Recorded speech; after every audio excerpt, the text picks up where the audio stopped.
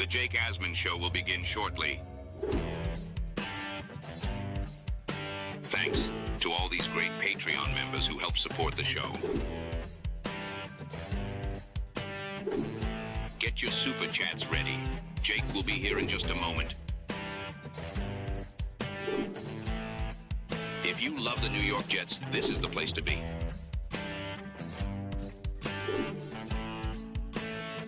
And now, the Jake Asman Show.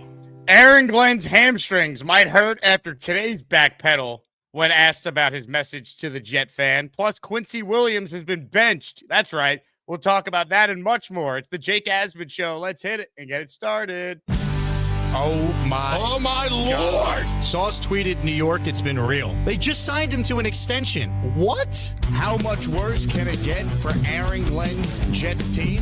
Can he salvage this season and give us something to be excited about?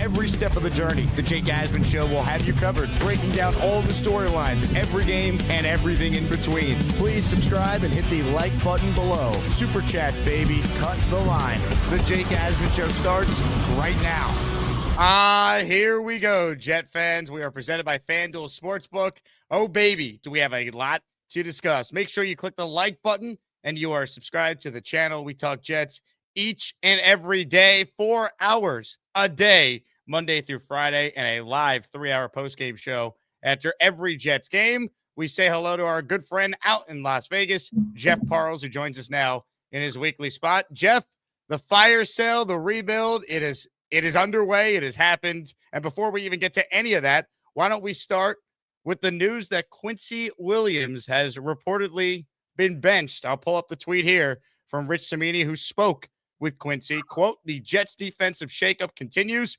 Former All-Pro linebacker Quincy Williams has lost his starting job. He told ESPN, my coaches told me I was underperforming, that I've been underperforming since training camp. He told me. Williams said he's, quote, not thrilled with the decision, but he's also not mad because he hopes to win his job back. My first reaction, Jeff, why was Quincy Williams, who is a free agent at the end of the season, not traded? Because his brother was traded yesterday. Obviously, I'm sure he's not thrilled that he's still here. Just another day in Jetland. How we feeling? Good afternoon, first off, Jake, or evening, early evening. Yeah, yesterday was quite a shock. We'll get there in a second. You know, I just to go off what you just said, I would just say more so than anything, it's pretty clear that let me give myself some headroom first, but it's pretty clear that no one wanted him. And I think based off the reporting and based off the packages that Muji ended up getting for Sauce and Quinnen yesterday, Muji was pretty hell-bent on getting exactly what he wanted and nothing less for anyone that was potentially getting dealt yesterday. And no one gave him the correct offer for Brees, which, by the way, I have thoughts on the Brees thing, and I'm sure people would yell at me for that, but we'll get to that a little later. On Quincy, look, none of the linebackers have played well this year. None of them, like consistently. None of them have played well for maybe more than like half a game, a quarter here, a quarter there. Look, maybe you're trying to light a fire under the guy's ass, but again, this is a coaching staff that one win doesn't change what we saw the first 7 weeks before that miraculous win in Cincinnati. But yeah, look, I'm not. Whatever. It is what it is. This is Aaron Glenn's team at least for 3 years now, Jake. This is Aaron Glenn's team for 3 years, and he is backtracking like crazy. He is clearly the man in charge of the operation at this point. And for our sakes, Jake, hopefully the first 7 games was the Dan Campbell theory and not the basically every other bad coach in the history of the NFL theory. It's unbelievable that a day after, I think for the most part, people lauded what they did as far as maximizing value for the players they dealt in Sauce and Quinnen. You find out that Quincy Williams has been benched, and let's be real, he's better than their other linebackers. It's not even close. What are these coaches talking about that you're benching Quincy? I appreciate Quincy, taking the high road here with these comments, but come on, man. I don't care if you were only going to be able to get a 6th rounder for Quincy Williams. Trade him. This is just stupid to keep him around when you've already paid Sherwood, and he's not going to be back on your team next year. They're not keeping Quincy Williams here after these final 9 games. It makes no sense. Well, or they're just trying to screw up his value so badly that they'll get him back next year, Jake. I mean, that's the other idiocy. Would see they're playing 3-dimensional chess. We're all just playing regular chess, Jake. Not even checkers. Forget the checkers. Checkers. But no, look. I'm not as bothered by this as you are. Who knows? Maybe this is just a quick shake of like, hey, you're significantly better than you've shown this year. But the timing is bizarre because Quinnen's not there anymore. That's what I'm saying, though. Based off the reporting, Quinnen has been pissed off for about a year and a half now. So that's the only thing that's a little bit bizarre more than anything. So, but whatever. It's just an organization that has shown itself to be incompetent. So what do you expect? Yeah, I mean, the Jets asking them to do things like a normal organization is challenging, and that's how you have a 15-year and counting playoff drought. So let's get to the trades yesterday, Mr. Parles. Your initial reaction, and now that you've had 24 plus hours to really think about what went down, your thoughts on the New York Jets now dominating the NFL draft the next 2 years. Well, first off, the initial reaction to Sauce's trade was holy shit, because I don't think any of us imagined at all that this was even remotely in play, that Sauce could be moved. And you know what? They got a Jamal Adams package back for him. I'd actually argue the package they got back for him is better than the package at the time that they got back for Adams. So, like, look, it hurts. I now have 0 current team member jerseys again, Jake. I thought we were going to not have to do this at least for another 5 years, but whatever. But in the end here, he's a cornerback. Yeah, that one's gone too now, Jake. Yep, exactly. You got the Sauce one. That's gone. Yep, there we go. At least GW didn't get traded. But look, I think the Sauce trade was excellent. I know it hurts. I know this could end up looking awful if Sauce regains the form that we saw 2 years ago. But you know what? That player has not been seen in a year and a half, Jake. Like he's still clearly a number 1 corner. He's still a top 10 corner. But we haven't seen the best corner in the league, top 3 corner, untradeable guy. And Indianapolis is going all in for this year, and they should. Daniel Jones is on 1-year contract.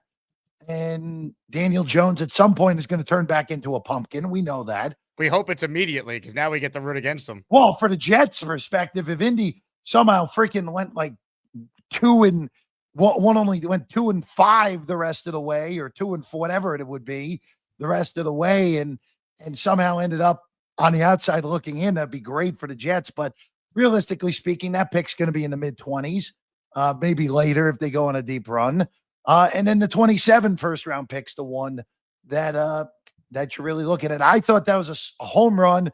A.D. Mitchell also has got a ton of talent. I mean, Jake, when A.D. Mitchell was picked in the second round, that was a guy I wanted the Jets to target when he came out of Texas. He's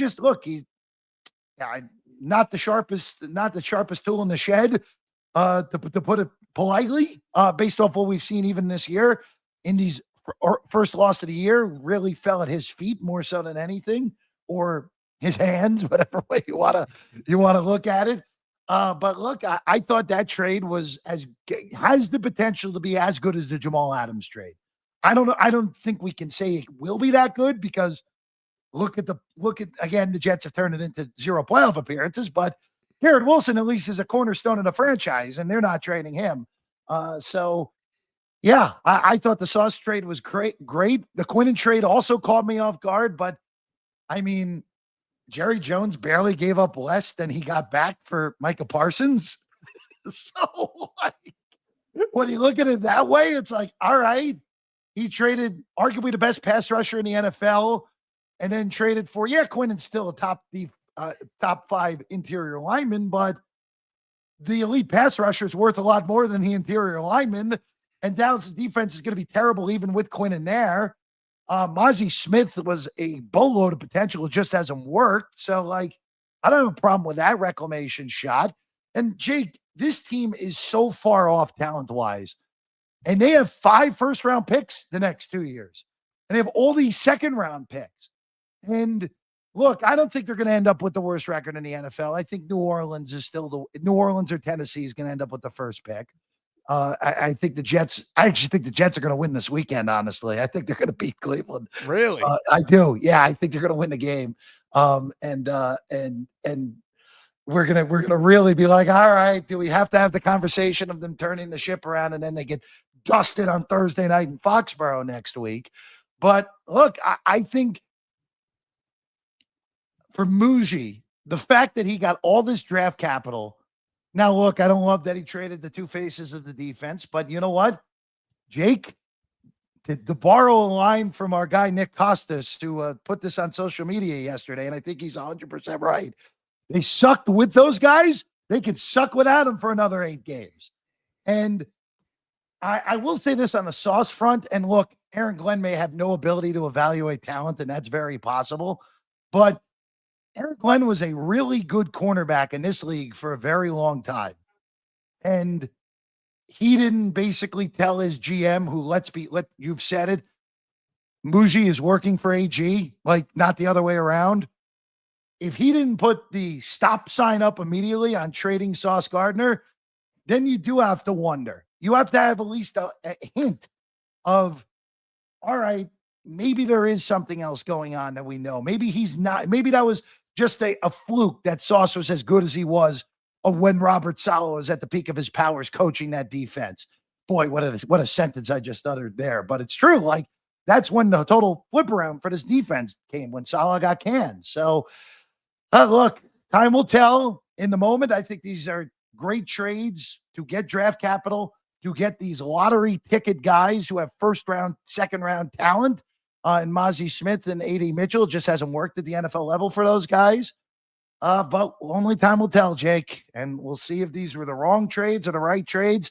And we aren't going to be able to evaluate these trades, realistically speaking, on the Jets' perspective until 2028. I can tell you right now, Dallas did a horrible job with that deal because they're not close to winning. But for the Colts, I get it. They are a bottom 6 passing defense and got arguably a top 5 corner. Yeah, they got a top 5 corner. And they gave away a first round pick that's going to be in the 20s. And if you think Daniel Jones is going to be your guy and this isn't a fluke, then you're giving away 2 picks in the 20s. So from Indy's perspective, that was the rare win-win trade in the NFL, the Sauce trade, Jake. So hope it works out long term. On the surface right now, I think both trades were great. And then you can ask your question on who wasn't traded, because I have thoughts on that as well. Well, let me just say this. Couple things. One, the actual return they got, outstanding value. But 2, now you're locked into Aaron Glenn and Darren Muji together for the rest of this year. No matter what, they could go 1-16 now. They're not losing their jobs. And you're now locked in to Aaron Glenn and Darren Muji for all of year 2. And if they suck in year 2, it's going to be, well, we have 3 first-round picks in 2027. We need to use those picks to supplement our young quarterback we drafted. Then we'll take the step in year 3. So, like, they have now conned Woody Johnson into having job security for multiple years, despite the fact, let's be honest, 8 games in here, I think Aaron Glenn has been an abject disaster. Jake, and I hear that 100%. That's why I'm saying time will tell on how well these turn out. In theory, these are really good trades. But as we talked about, look, through 8-game sample size, AG's worse than Adam Gase. He's clearly worse than Robert Saleh. I mean, he makes Todd Bowles look like Bill Belichick with Tom Brady. Like, the first 8 games have been beyond pitiful with Aaron Glenn. There is no arguing that. And one miraculous win does not change that. Nope. But look, we have hope. We traded for hopium. That's what the Jets did. They traded for hopium now. And you just hope, look, more than anything, forget Aaron Glenn for a second. You just hope that Muji actually knows what he's doing, more so than anything. Because, yeah, I know that it's AG's show, but you know what? Muji had to stick with what his guns were on what the prices were for all these guys. And he stuck to his guns. Like, Breece Hall is still on this roster because Kansas City did not offer a good enough draft pick for Breece Hall. Let's talk about that. Your thoughts on Breece, because I know you have a lot of thoughts. You know what, Jake? This is going to be my next thing. I know Aaron Glenn's a defensive guy. I know he might be the worst possible coach to do what I'm about to suggest. But I would give Breece Hall a big contract and keep him around. I would extend him. I wouldn't even franchise him, wouldn't even mess around. I would get on it right now and say, you know what? I know we just traded a guy we gave a big extension to. We want you here long term. We want to build the offense around you, Garrett Wilson, and whichever quarterback we end up, whether it's in the 26 draft or the 27 draft. We want to build this team around you three guys and a great offensive line, which, by the way, both tackles have turned out to be good so far, Jake. Like, they've gotten those picks right. Like, Membu has been as good of a right tackle as anyone in the NFL this year, other than one game, and Olu's been more than good enough. Like, the pieces are there on offense. You just have to get the quarterback right. And if I'm the Jets, I'm extending Breece Hall. I'm keeping him around. When Hall is healthy, I genuinely believe he's a top 5 running back in this league. Garrett, look, we know how good Garrett is. We know how good he is, Jake. I would build this team around the offense, not the defense. They've tried the defense first thing. Like, look, they worked during the Rex era. It hasn't worked since. It hasn't worked in 15 years building first defense. Jake, what was the best season the Jets have had in the last 15 years in this playoff drought? 2015. What was the best thing about that team in 2015? They competent quarterback play. Mm-hmm. Fitzpatrick was great until the final game of the season. Brandon Marshall and Eric Decker were as good of a 1-2 punch receiver-wise in the NFL. Chris Ivory was really damn good that year, too. Like, you, in this day and age in the NFL, of the top teams in the league this year, Jake, if the top teams in the league, the only top team that I think their defense is better than their offense is the Denver Broncos. And they're the one team I trust the least to go on a run in the postseason this year. Because we saw it in London. I mean, if the Jets were competently coached in that game, the Jets beat them in London. Like, they beat them in London in a game where Denver scored 13 points. So, like, to me, it's 2026 when we're talking about this now. Forget 2025. Whatever the Jets do the rest of the year is irrelevant at this point because of what you said earlier. But you have to build offense first. You haven't Jesus Christ, when's the last time the Jets built offense first? Like, even the Rodgers era was still defense first. I mean, we're talking the Brett Favre year, basically, right? We're talking 2008.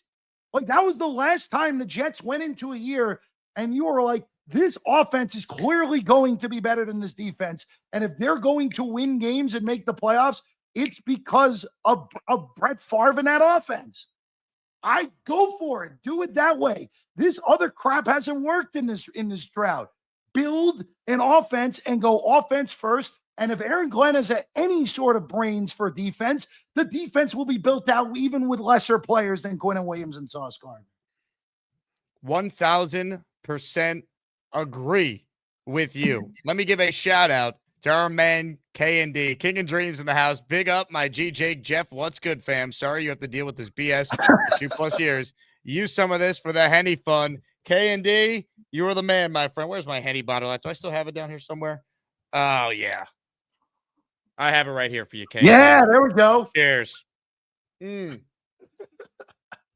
the man. Damn, I wish I knew we were drinking on the show today. I would have brought a bottle of bourbon up. I don't have any Henny in the house, but my show's a lot like Mad Men. You can just drink whenever you feel like it, you know? All right. Look, if either of us look like John Hamm, I don't know if we'd be doing a Jet show, Jake. So K&D also gifting 5. So let me tell everyone about today's raffle prize. We're done doing current Jets. They might be traded, but we'll give away a jersey at the end of the show. You pick the Jet legend, Joe Namath, Joe Klecko, Curtis Martin, Wayne Corbett, and Darrell Rivas, and K&D with his super chat. Now the 5 gifted memberships. He is in the raffle. Hit it.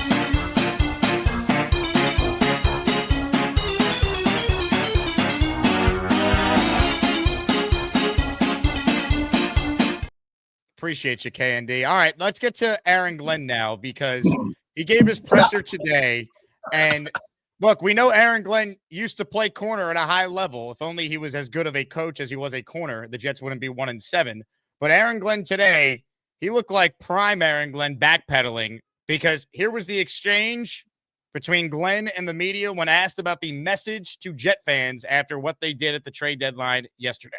Say to the fans who were, frustrated by a 1-7 record, they just saw their ticket prices go up and they just saw 2 of their favorite players get traded away. What do you say?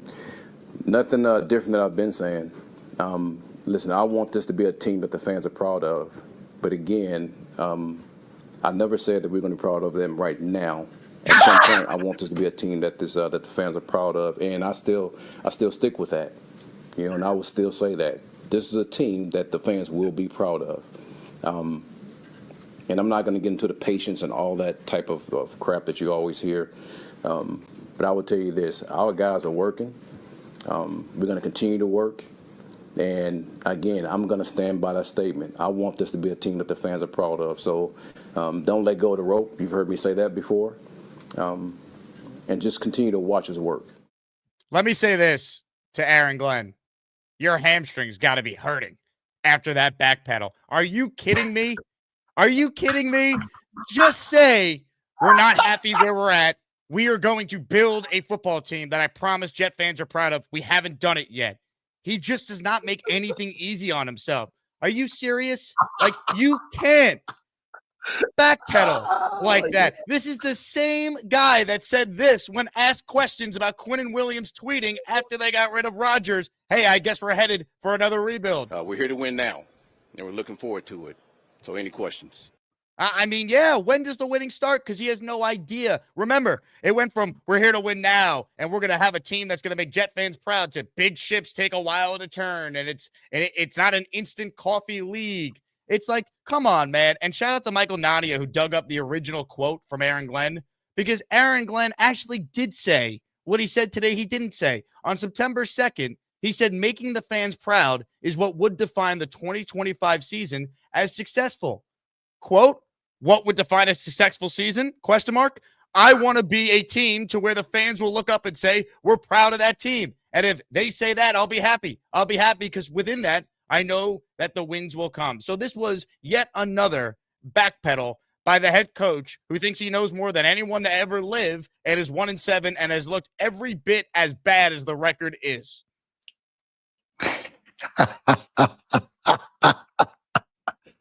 I mean, what can you do other than laugh at this point? I mean, look, oh, man, he just sounds like a grifter. Like, that's what annoys me more than anything. It just sounds like he's a con man. And I truly don't believe Aaron Glenn is a con man. I don't believe that, Jake.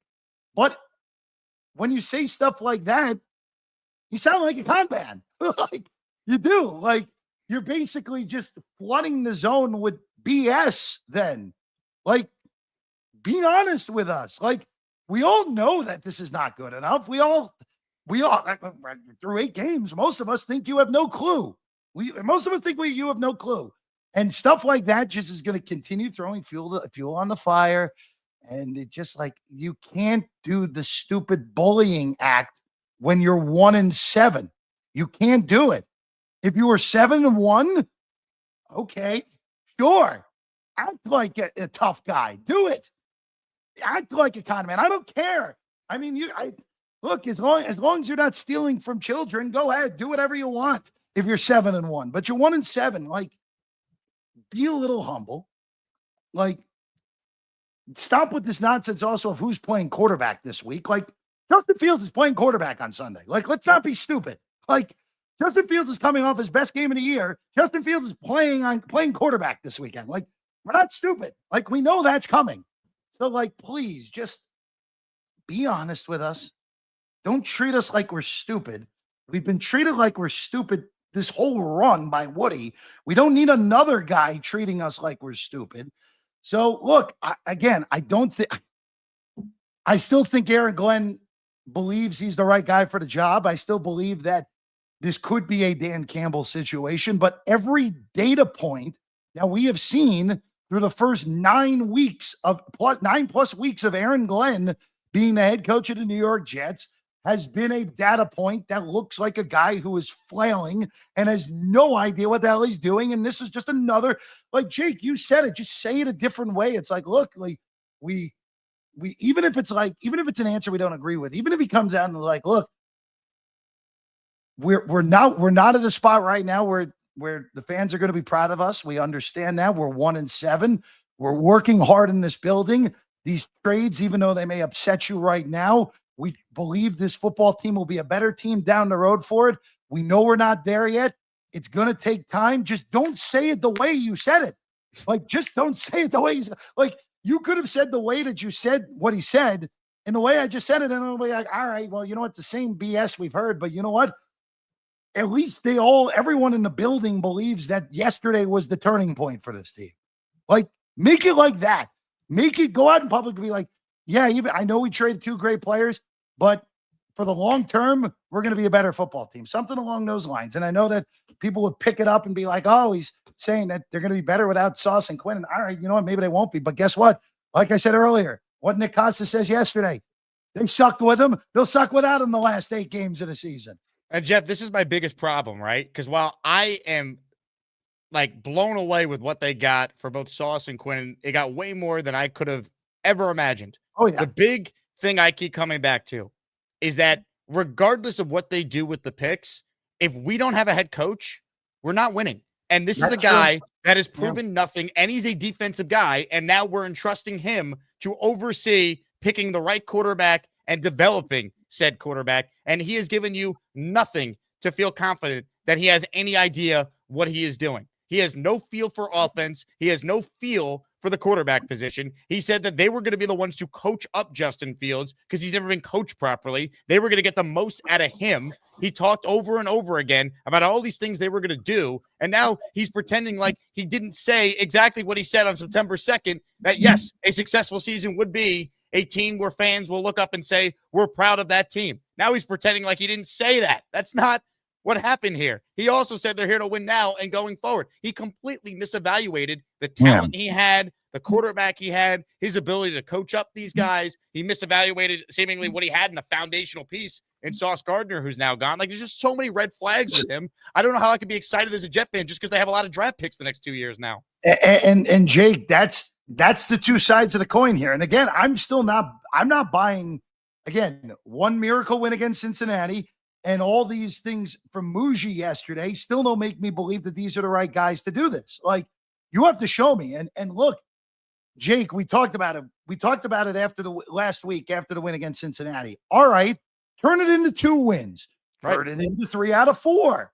Turn it into 4 out of 5. Don't give me the BS where they lose until the Miami game and it be Miami and New Orleans back to back and end up. No, the Bills last game of the year when they're resting everybody. And then beat the Buffalo backups and go 4-13. Sorry, Jake. Like, don't wait until that. Show me now. Beat Cleveland, a team you should beat at home.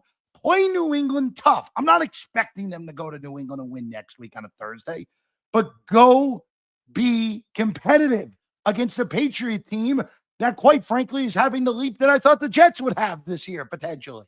So, again, coaching matters there. And the quarterback improving in a fashion, which has to do with the coaching. So, look, I hear you, Jake. That is the biggest concern with yesterday, that you have the wrong people in place to make the moves forward.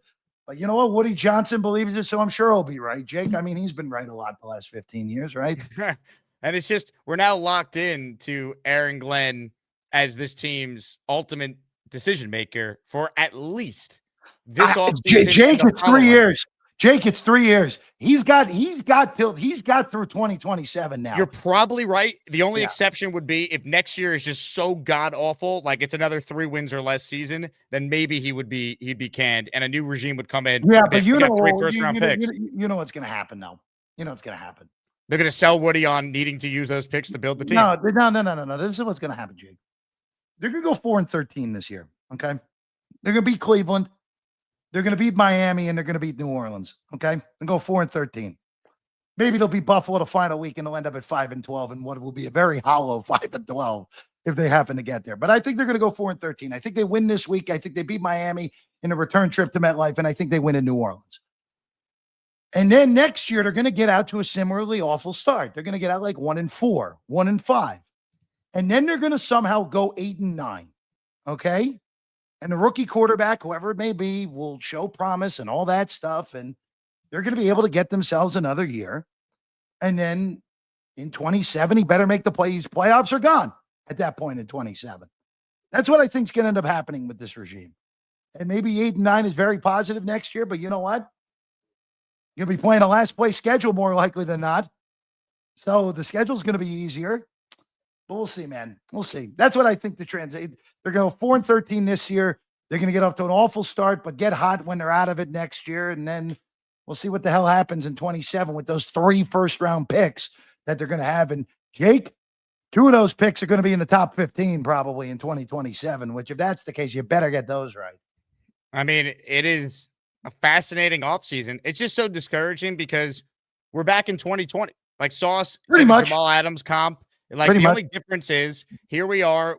The head coach will not be new that's associated with the quarterback. We've already had a year of this bleep show, and I hope it looks better over the next 9 games so I could give credit to Glenn that he improved and we feel better.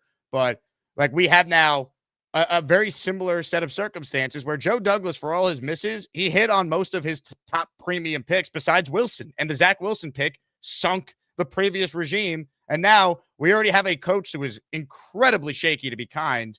And now we're entrusting him another defensive guy to pick the quarterback. That's scary. It's not like you have a proven offensive guy. Jake, that's the biggest attraction of what I said earlier with the Breece Hall and build around your offense thing I said earlier. You have the worst possible head coach to do it with.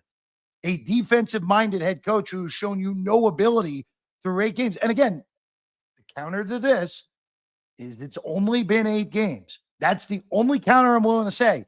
It's been really bad. There's no argument. We're talking Hackett. We're talking Gase. We're talking early Dan Campbell. That's how bad this has looked so far from Aaron Glenn.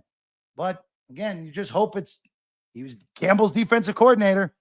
You just hope that this is just the Dan Campbell 2.0 where he gets humbled through the years. Maybe Bill Parcells gets on the phone with him and be like, come on, Aaron, like, I didn't teach you half of this stuff. Let's go here.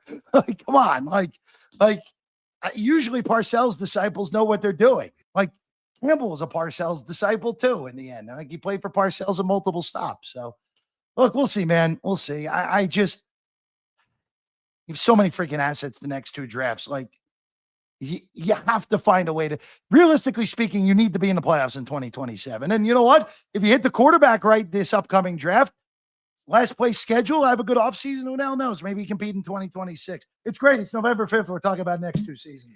It's great stuff, Jake. That's what happens when you trade for hopium, like what the Jets did yesterday. Just ask Aaron Glenn all about his message to the fans. Nothing different than I've been saying. Listen, I want this to be a team that the fans are proud of. But again, I never said that we're going to be proud of them right now.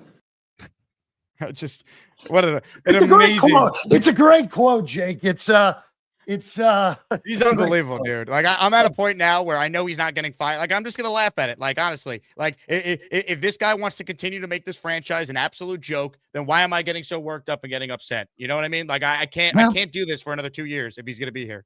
You're not wrong, man. And again, you better, Jake, the improvements got to start this week.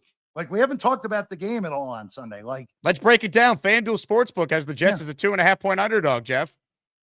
Oh, I like the home. I like the Jets. Like I said earlier, I think the wrong team is favored here. Dylan Gabriel favored on the road. Come on now, Jake. Come on now. No, look, in all seriousness, though, I'm sure this will bite me in the ass that I say this. I think that, and look, Cincinnati's defense is deplorable. I actually think the offense might have turned a little bit of a corner last game, solely because for Angstrad's purposes, good things happen when you give number 20 the ball. Like, I know Isaiah Davis has had a nice season, but like, those touches shouldn't be close between Hall and Davis. Like, Breece is here now the rest of the year because mostly because AG wanted him here. Give number 20 the damn football as much as you humanly can, especially with Garrett Wilson, who likely will play this weekend, working back from a multi-week injury. Give the damn ball to number 20. And you know what? Cleveland has, look, Myles Garrett's the best defensive player in the NFL. Cleveland's defense is solid. But you know what? Breece Hall is a good enough player to crack that code. And that Cleveland defense, if the Jet defense plays well at all, that Cleveland defense is going to be on the field a lot in this game. So give the ball to number 20. Dylan Gabriel, even against a defense in shambles after the 2 trades, I don't expect Cleveland to be putting up big numbers. Like, to 37.5, I think that's right, like 20-17. sounds right. 21-17, something in that pocket. I think the Jets win. I really do. I think the Jets win. They win their second straight, and then I think they get clocked in Foxborough next Thursday. I think they just get clobbered by the Patriots on that Thursday night. But hey, they will have won 2 in a row against 2 bad teams from the AFC North. And at least that's something. At least that's a little bit of improvement. Like, Jake, we didn't really even talk about this last week. The one big thing that I actually did like from them in Cincinnati that we didn't talk about, they actually fought back. Like, they actually showed a backbone. Like, that was good. That's something they hadn't really shown this year at all. And yes, I know the Bengals defense is a disgrace, but the defense. That's why I got to see it again. You know what I mean? Because I watched the Bengals defense then go out there against the Bears. They might be the worst defense ever assembled. Jake, I know. And look, the Jets could lose this game 19-3. Like, that could happen. Yes. Wouldn't shock me. They could lose this game 19-3, but look, just gradual improvement the rest of the year. Like, show me that you deserve to coach this football team, Aaron. Like, show me that you deserve to be a head coach in this league. Even with one win, it hasn't shown. But look, they showed a backbone against Cincinnati, but it's very possible it was the opponent more so than themselves. Jeff, all the love. Appreciate you hopping on as always. Yeah, thank you, buddy. Sorry for the short gasp here today, as Maniacs. We'll see you again next week. Don't you sweat it. Ladies and gentlemen, the great Jeff Parles out in Las Vegas in his weekly spot. All right, let's talk about today's sponsor. Then I have some sound from Quinnen Williams speaking with reporters in Dallas for the first time since he was traded yesterday. But today we are presented by my friends at Atlas. That's right. Fellas, let's talk about grooming. If you're still using those flimsy disposable razors that feel like a plastic toy, it is time to upgrade. House of Atlas is redefining men's grooming with tools that look good, feel good, and actually perform. Their razor has this perfectly weighted handle that just feels right in your hand. Not cheap, not light, just solid. And the precision trim edge makes cleaning up under the nose, lining up the sideburns, all the detail work, super easy and clean. I'm a clean-shaved man right now, and that's because yesterday I used my sleek House of Atlas razor right here. But the experience, it doesn't stop there. Their shaving cream, the aftershave, it's going to help your routine go to another level. The scent smells awesome. It doesn't leave any like after effects where your skin breaks out. It's awesome. Huge fan of Atlas. Huge fan of all their products. Again, I can't recommend it enough. Here's the best part. House of Atlas is now available at Target stores nationwide. So there's no need to hunt for it. You can go to the website if you want. The link is in the description and the comment section. Or you can just go get your House of Atlas products at Target. Again, find it in Target. The holiday season, treat yourself or someone else on your list to upgrade what they truly deserve. House of Atlas, grab it at Target or Target.com. Comments, questions, super chats, cut the line. Couple things. First, look at Sauce Quinnen in a Colts uniform. Still does not feel real, man. Still does not feel real. I love the value they got back for Sauce. I totally get why they did it. If we separate, though, why they did the trade and then realize why they had to do this trade, it's bittersweet that a guy who wanted to be a Jet, signed here, is a 2-time All-Pro, talked about how badly he wanted to be here when they turn it around. They were just so bad with him that they had to get rid of him to hopefully have a better future. And we've seen this so many times, and it doesn't always work. And in fact, most of the time with the Jets, it never works. Here's Quinnen Williams being asked about the Jets when he spoke with reporters earlier today. And a lot of talk that there was the frustration that you had with the losing. How much did that get to you as a guy who, won? As an ultra competitor, I think anybody who's going through many losses, like I was going through, gonna be frustration. I know guys who won their whole life and they lose one game, they be frustrated. So, of course, I was frustrated. But the relationship that I have with AG, the relationship I have with the GM Darren there, man, is still great relationships. And they knew I was frustrated. I think the world knew I was frustrated being there so long and still losing.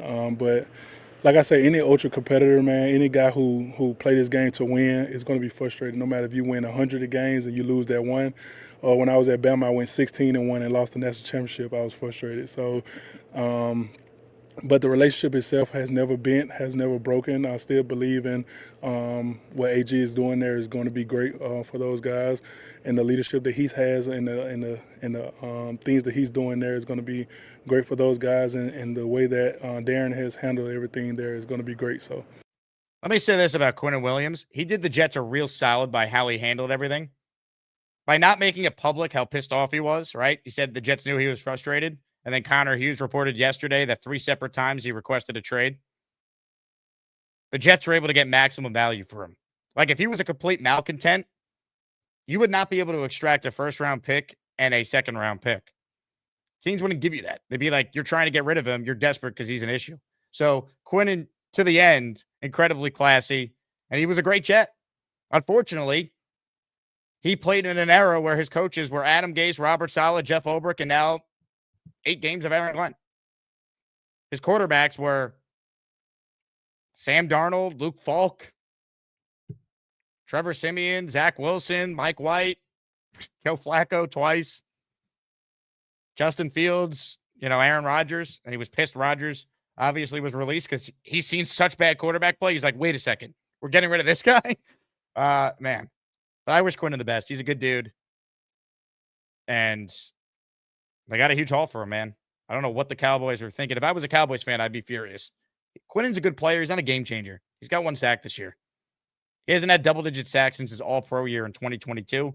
And while he's still very good, he's not what he was. Now, maybe, getting reunited with his D-line coach, Aaron Whitecott in Dallas will help him get back to being closer to what he was. But I think the Jets got a huge, huge return there. And I have no issue with trading him. FPP says, breaking news, Jets make the playoffs in 2028. You sure about that? I'm not so sure. Kevin in the raffle for 5 with this says, definitely not proud right now, AG. Throw my name in the raffle. You're in, Kevin. You're in. Barney in the house. We're here to win now. 8 games later, 1-7. We need picks now. Look, at least they did something. I'll take this over where quarterback away BS of the last few years. Now, I'd rather take the quarterback away because they were a more talented team that won more games. And then Aaron Rodgers, unfortunately, got hurt, so we'll never know what it would have looked like. The one thing I will say, though, Barney, yeah, I'm glad that they pivoted to this, but they shouldn't be 1-7 in the first place. This is not a 1-7 team, but they're horribly coached. So here we are. And now they have a bunch of assets. It better be to load up on quarterback and offensive players around the quarterback. That's it. Brian says, guys, season's not over. We're going on a run. Jake Bucket. We just got rid of some guys that were used to losing. They got rid of 2 guys who have been all pros, and we're still playing at high levels this year. Used to losing. Why is Quincy still here then? He got benched today. You think they're going on a run? You think they're going on a run? What drugs are you on? Let me know. I'd love to try.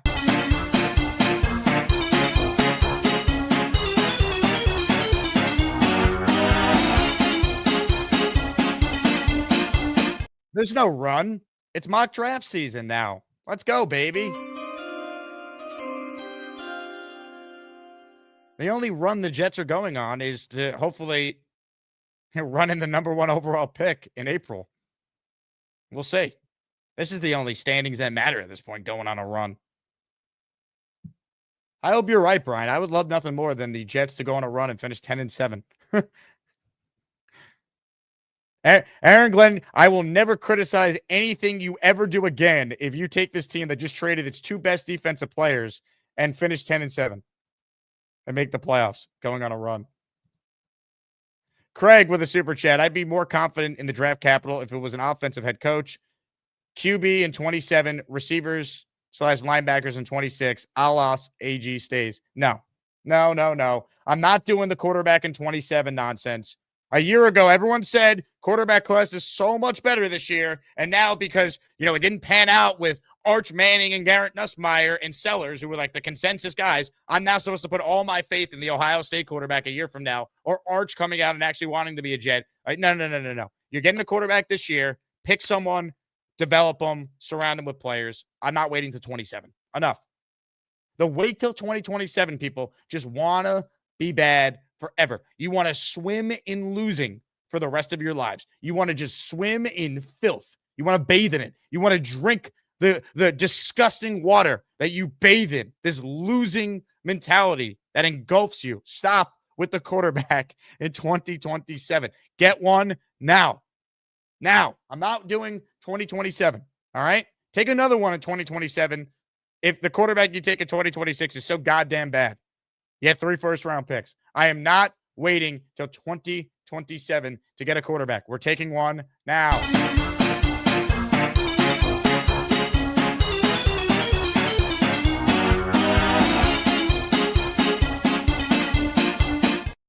Unreal. Curly says Jeff didn't want to see Bobby Midnight's junk. Let's not comment on what transpired on a previous show. We're not exactly sure what was exposed. Could have been a leg for all we know. All right, open phone lines. Comments, questions, super chats. Let me announce that we have a new top raffle prize after we awarded our prizes this morning in the weekly series. Raffle number 48. Top prize. Signed Darrelle Revis football. Prize 2, a signed Joe Klecko helmet. More prizes to be announced. Make sure you gift for your chance to win. And end of the show today, we're giving away a Jets jersey of your choosing. Mangold, Revis, Corbett, Curtis Martin, Joe Klecko, Joe Namath. Gift away for your chance to win. To your calls we go. First up today is the Chuck Wagon. Hello, Chuck. Hey, Jake. Not really much of a difference. I'm glad that he took the high road in that press conference. He could really let his frustration out, but that was really nice of him to take the high road. So that's nice to hear. I know a lot of people are now also saying we also have a 2nd round pick in the 27 draft. So between the next 2 years, in the first 2 rounds, we have 8 picks. So we should be able to do something with that. Also, and I wanted to ask Jeff this, but he already left. I'm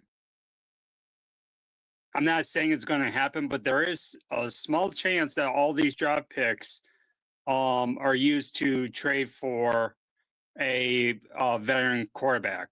It doesn't have to be Joe Burrow, but someone of his ilk. I don't see it happening because that's way too many picks you would probably have to give up. But it's not out of the realm. It could happen.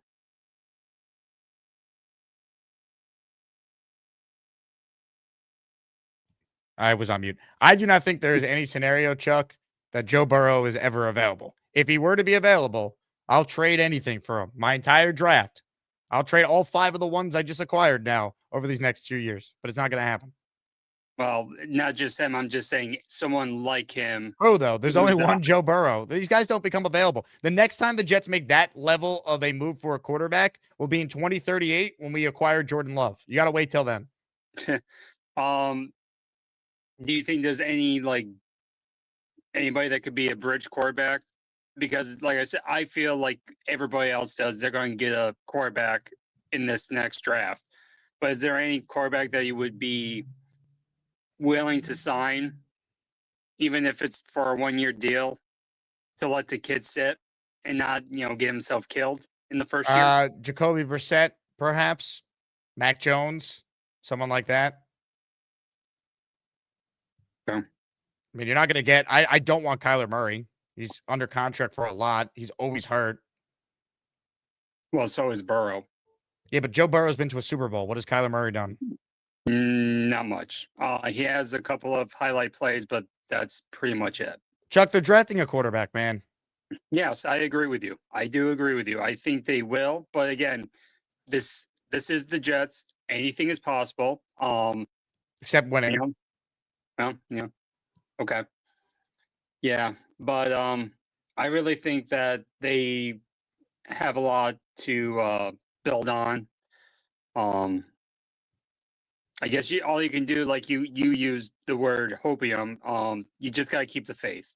You just got to stay positive. And what is there to be positive about specifically that you're latching on to? Not really, not much. Okay. You're telling me to stay positive. I'm looking for things to be positive about. Help me, Chuck. No, I agree. it's really hard to stay positive, but I know in the future we'll look back at this and laugh because they have, made it far in the playoffs and all that. We'll laugh at times like this, but I know it's hard right now. But who will? The Jets will have made it far in the playoffs? In the future, yes, I do believe so. What year? 27, 28. 27, 28. Yeah, probably definitely not this year and definitely not next year, but like I said. So I got to be positive about potentially ending the playoff drought in 2027 or 2028, Chuck? I mean, unless we get surprised about next year. So why am I being positive and keeping the faith if you're telling me that we can't see any chance of this team winning until either 2 seasons from now or 3? Because there's no reason to get upset about it.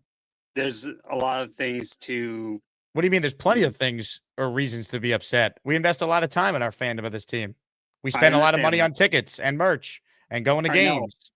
I understand that. And I was, like I said, I was one of those who used to have season tickets, and financially it wasn't worth it anymore. And it was easier to let go because of the losing. So what should I be positive about before 2027 or 2028? Anything? No? I can't really think of any. I'm sorry. Okay. Well, I appreciate your time. Let's go to eat a damn snack. Chuck's telling me to be positive. I'm asking for some positives. He didn't have anything for me. Someone give me some positives. I'm looking for them. Come on, man.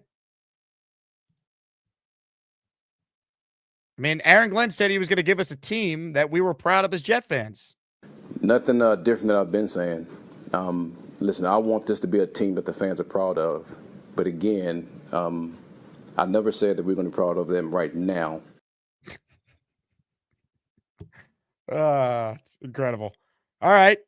More calls. The Hamburger is very positive about the Jets. He'll help us out. Hello, Mr. Burger. Oh, yes. Absolute positivity. I'm not going to rant and raid. And let me get out of this light. I'm not going to be all pissy and yelly and screamy. I got that out of me. Hey, dear. Hello. Yeah, but I want to talk maybe about the game. How about that? I mean, you've had already some great callers, Jake. So I don't know. I think maybe this weekend, I don't think we're gonna win, but there's a slim chance that we get a little pop from some of the players, maybe that they got to put some things on tape. They don't want to get traded, or maybe they do. I don't know, man. Actually, your caller stole all my thunder, and I'm just in too good of a mood now. I just made some bacon, made some nice bacon, and about to make some eggs. My wife just came home, but I enjoy your show, Jake. I think it's a lot of fun right now. Yeah, look, I mean, we're all in this together. We all, whether you're high on Glenn or you're not, like, I think we all, besides Allen, who's a fraud, want the same thing. We all want the Jets to not suck and win games. Some fans are just high. Yeah, a lot of drugs. Yeah. Listen, man, I'm absolutely miserable inside, but I can't let it like get to me like it used to and make it like my day and watch things online. I come to you. I think you feel the same way I do. I think a lot of fans feel the same way I do. There's some guys out there that maybe are a little crazy. Sorry, my voice is very loud. Maybe there's some fans out there that haven't been fans long enough to know how it feels that some of us fans that have been around for 40 plus years and even longer. So, but it is what it is, man. And I enjoy your show, Jake. Thanks for thanks for doing this all the time. Cause it must suck to be you, bro. I'm not even kidding. I couldn't do it. That's why I have to take breaks, bro. And I don't know. You know what? I love the team still. I love the fans, the community. So of course, dude. I mean, it's tough. The one positive of what they did yesterday, it makes our offseason more exciting. Like, I think people will be more engaged in my offseason content than some of the shows I'm going to be doing this month in December before we get to the offseason. Yeah, 100%, dude. Listen, I don't hate the moves. Like, don't get me wrong. Like, I absolutely love the moves. But man, if we win out, I will the same worship the ground Glenn walks on. If they win out, I will.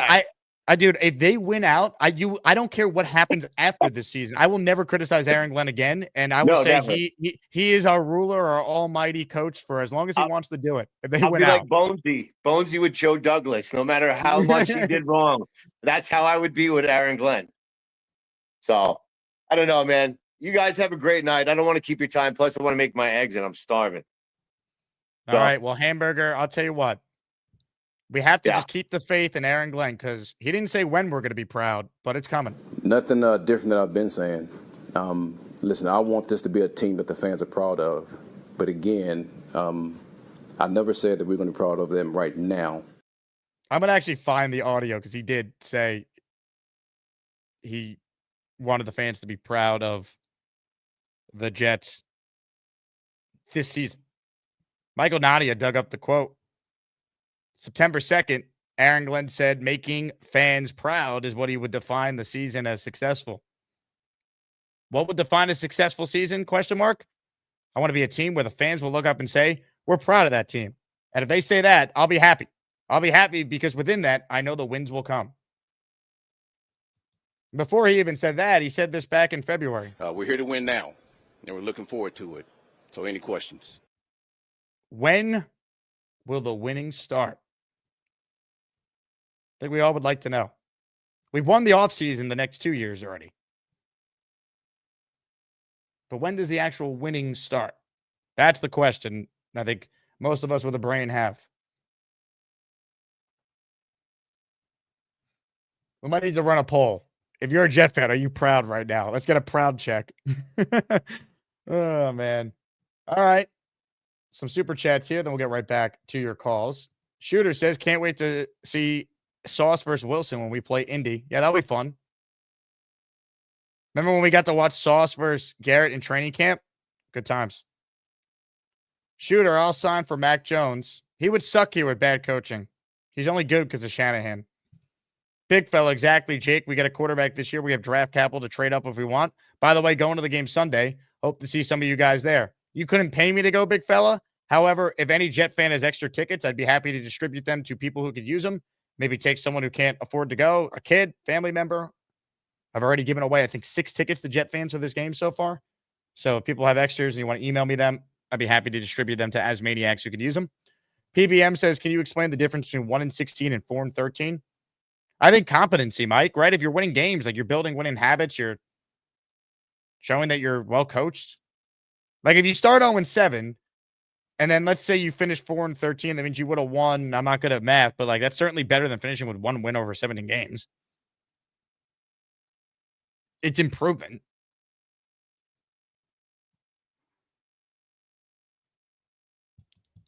Macy says, Mondami wins and now trades. Have you done a wellness check on Beningo? I won't spoil which news item here Beningo was giddy about, but I think you guys could guess.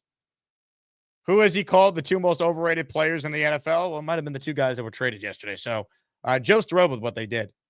But wait till I remind him who the head coach of the Jets still is. We'll talk about that with Joe at 10 a.m. tomorrow. Macy says, seriously, Jake, give yourself credit for weeks. You had this prediction that the Jets could sell key pieces, giving Glenn an excuse for more time regardless of losses.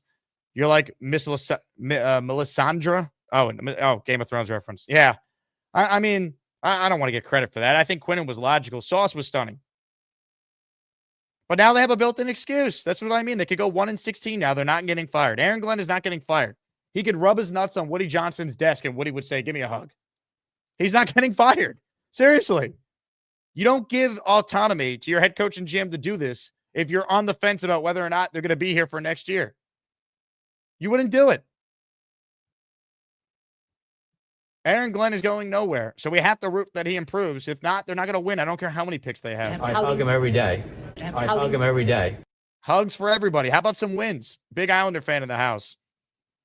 The only run the Jets can go on is their pants or up their noses. They stink. Thank you, Woody, for running Rodgers out of town. Well, you could blame Glenn for that, too. He was all about it. But 100%. Bino, January 2025, Glenn made a direct promise to the fan base saying, to our fans, simply put, expect a winning team that you'll be proud of. September 2nd, he said the same thing. At the Combine, he said this. We're here to win now, and we're looking forward to it. So any questions? They can move the goalpost any direction they want. We know what happened. We know what the season was supposed to be versus what it's become. Let's just hope it gets better soon. Subscribe to the channel if you haven't. Make sure you guys hit the like button. We got a raffle at the end of the show for a Jets jersey. We're a little light on memberships right now. Only 6 have been entered. So I'm going to gift 5 myself because I love you all who still watch the show about a football team that has failed to make the playoffs for what will be 15 consecutive seasons. Ladies and gentlemen, 5 gifted memberships from yours truly. Hit it. Let's go, Jets! Let's go, Jets! Let's go, Jets! Let's go, Jets! If you hear your name called, you're in the raffle for both the weekly prizes and our jersey raffle at the end. Braden, Scott Foster, Zach Tendler, Dylan Barr, and Steven Gonzalez all have been entered. So appreciate everyone who's tuned in. Thanks to everyone who just got a membership there. Let's get to your calls now, shall we? Let's say hello to Rob, the Jet fan, who's next. Hey, Rob. Hey, Jake. Yeah, I mean, the scary thing, Jake, is about what we discussed the other day, that these guys still have to make the picks, actually make the picks and make the right picks. Granted, we're going to have some of the picks up high because of the ineptness of the team and not doing well, probably this year. But the whole thing about it is if you don't make those picks, it reflects on the team and that we stayed with these guys all the way to 2027 because there's 3 picks to go for 2027. We're kind of like what you said, everything's coming around, we're building up and stuff. And now let's get the right quarterback in 2027 where I'm in agreement with you, Jake. They better make a pitch for I want a quarterback this year. They're telling us that 7, 8 good quarterbacks are coming out, and then it's down to 6, and some might stay in. It doesn't matter. They got to draft one of these quarterbacks, take a swing, because if they swing and they miss and they're coming back for 2027, then we have to do it again. We have to go for one of these quarterbacks for the following year. So no matter what, they got to try it because we're stuck with these guys. It's looking like 2027 is my first point. I agree. Go ahead. I agree. I want a quarterback. I'm not waiting until 2027. That's such bullshit. Totally agree, buddy. And here's another thing. I have to say, I watched your earlier show, and a big shout out to Nick Shine. I can't say that I disagree with him that just maybe, Jake, Muji is ahead of Aaron Glenn. I mean, because Aaron Glenn so far does not look like a good coach at all. Are we in agreement there so far? That Aaron Glenn has not been good? I mean, have you watched the show? I think you know my thoughts. Awful. Okay. But so far, I can't say that about Muji so far. I mean, the guy stood out there and he got a second and a first for Quinnen. And then he goes out there and he gets 2 number 1s. He did a great job with the return, but Glenn also should get credit for that too because they work in a tandem. I know, but I tell you, Jake, if I had to pick one of these 2 and say who I had more confidence of being a better GM or a better coach right now, the way things are going, I would have more confidence in Muji being a better GM than Aaron Glenn, a head coach. Would you agree to that? I don't know. Like, I don't want to definitively say Muji's great because I just don't have enough of a sample size. I thought he did a good job yesterday with the returns. There's been some moves I've liked. I thought the trades in the draft weren't very good. Not a good use of resources. They have no receiver depth. They have no edge depth. Like, these are fair criticisms. His in-season trades have all been excellent, though, whether it be Brownlee, Briggs, or Phillips. So, I mean, that's been really good and bad. Yeah, that's been really good that they held out and they got those players. Brownlee looks really good. And, like you said, we got those interior linemen, and they look good, Briggs and Phillips. So he has done some good things, and he does hold out for optimum value. And he basically said, this is my price, take it or leave it. And the teams came sniffing around, and they said, okay, we'll give. So I have to give Muji credit there. I have to give him credit. Is it enough of a sample size to say, hey, I want Muji or GM the next 10 years? No, I'm not saying that, but I kind of like what I see from Muji so far. I don't like anything from Aaron Glenn. And that's what I'm more frightened about, because we're going to be stuck with this guy if he shows no improvement to minimum 2027. And that's what I'm scared about, Jake. I think you have every right to be scared. If you want to see other things that could scare you, watch this clip. Let's get somebody else on here. Rash, not that freaking fat waste of time off the phone. Whoa. Unbelievable. Neil just taking a shot at our guy Beast, who's not even on hold right now, so can't even go to you, Beast. Let's see. Boomtown writes in, Jake, do you think we will ever get a reporter to ask the direct question of why they didn't take all the Rodgers cap hit this year as opposed to spreading it out over 2 years? Muji was asked that question directly by Will Parkinson. I stood next to Will when he asked it at the combine. And Muji punted on it and didn't give an answer. So I don't know if we'll get an answer. The answer is they fucked up, if you want the honest truth. It's not a money thing, right? The money's already been paid. It's just the dead cap hits we're talking about. So, yeah, I don't know. I think it's because they screwed up. Because, well, I think it's because they thought this team was going to be decent this year. They thought they were going to be competitive in the mix, in the hunt, and having more cap space for 2025, they felt was important. If they could do it over, they should have taken it all this year, and we would have obviously understood what the plan was. To those saying this is part of their plan, the tank, you don't give Justin Fields $30 million guaranteed to tank. You would have just started Tyrod and Brady Cook. That's what you would have done.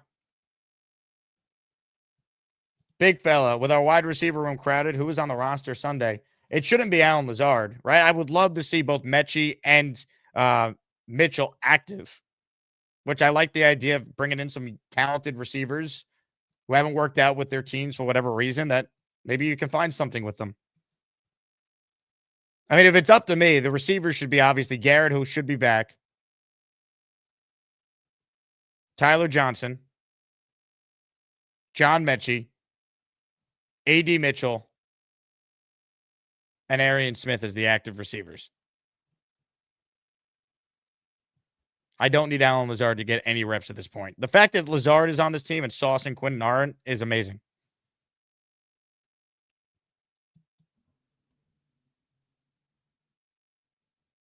It's amazing. All right. More of your calls right now. But first, a super chat here from Jersey Mike. Woody Johnson fired McCagnon right after the NFL draft. LOL. Anything is on the table with this moron. That was his brother. That was a Chris Johnson move. Woody wasn't back yet. But yeah, with the Jets, you can't rule out anything. You never know. Do I think Aaron Glenn's going to get fired? No. They go 1-16. I think he's back. Craig, only thing to win most fans back is Queen Stadium. Yeah, which is never happening. So that's not gonna work, sadly. Ladies and gentlemen, more of your calls. OG Jet fan. Our pal Tommy is next. Hello, Tommy. Jake, what's up, my brother? Whose jersey are you wearing at this point? Who's left? You don't even want to see him, bro. It's Sam Darnold, but he's doing good in Seattle. I mean, it's a garbage jersey. It's like a $10, $15 jersey, but I still respect him. I love him, and we should have kept him. Yeah, I got nothing but love for Sam. Yeah. Like past players that left us and actually do good. Like I got nothing but love for him, man. But unfortunately, I have to get like either my I'll get the two. I just want to get let me talk to two Jet points. I got to get my either my gallbladder or pancreas or my spleen something messed with Wednesday. So like I'm in bad shape. I went with my primary doctor, and Wednesday I got to go to a specialist for I can never say the word right. A gastroenterologist. I didn't come onto the show for sympathy or anything like that. But number one, Jet point. Jets are beating Cleveland. Jets are beating Cleveland. It was the only week I bet Jets were going to win with Cleveland. I bet last week Jets would beat Cincinnati. The only week I bet with the Jets, they won the game. And I would root for any bettors out there, root for the Jets against Cleveland. We're winning this game. I don't know if we're going to win any other games after this, but I would bet on the Jets this week for real, especially that they're getting 2.5 points.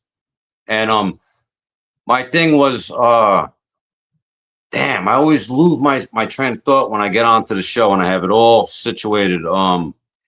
With the trades, right? They traded Quinn. All right.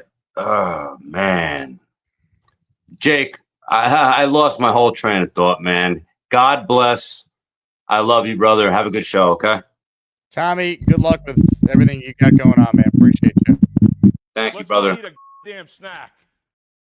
Speaking of snacks, Let's go Jets! Let's go Jets! Let's go Jets! Let's go Jets!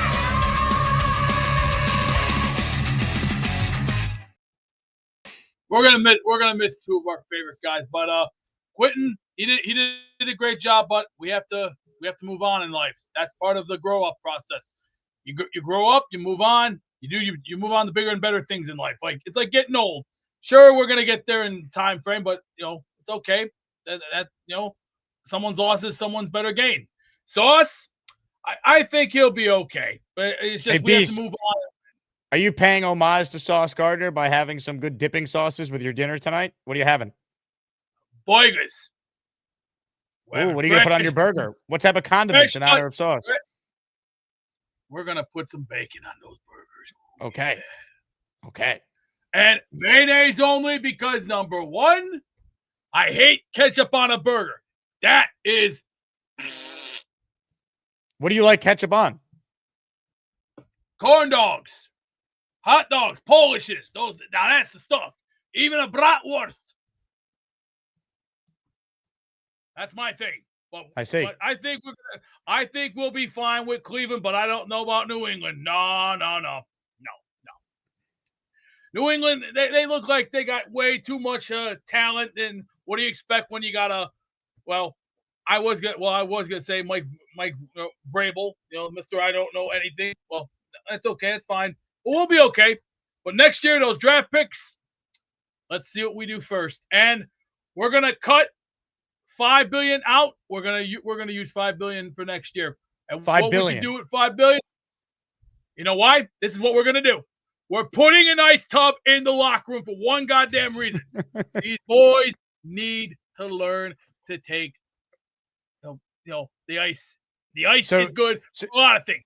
It will help it will help the bones. It will help also get some circulation back into the legs or whatever bones have been broken. And then they have to stay off their feet for a while. And then once they're fully rehealed and ready to go, we're gonna have parts for everything. We're gonna have ice. We're gonna have everything else and bandages too. But if you're banged up this bad, you're off. No ifs, ands, nor buts about it. You cry about it. I don't want to hear it. I don't want to hear it. It's all bullshit. So I don't want to hear the crying and the whining. If you're banged up this bad, stay off. That's all. Now, Beast, let's talk more about this ice tub, right? So what specifically do you think it would take to get an ice tub in the locker room? And do you think with the amount of players that are on an NFL roster, we should have more than one? Well, one or two. It doesn't make a difference. Well, they can use this wise, but not all the time. Because other players have to use it too, because in case they get banged up. You gotta remember, you're working with 53 of the top stars on your team. And the practice squad. We got to take good care of our practice squad. That's correct too. That's another key element. Taking care of our boys is the number one key answer. If you don't should we get individual tubs or should we get one giant tub? Individual tubs. Make it a lot less easier because then you don't want to be just jumping around like some kind of maniac. That's why you take it easy. When you get older, you don't just jump around like some kind of a weirdo on steroids. You take it easy. Right. Taking it easy is it's a responsibility. And if you don't have that and you don't want to learn responsibility, then what are you going to do for the rest of your life? Sit there and eat at Wendy's all day and read VFW magazines? Think about it. I think about it real fast. You eat Wendy's all day or what are you thinking about?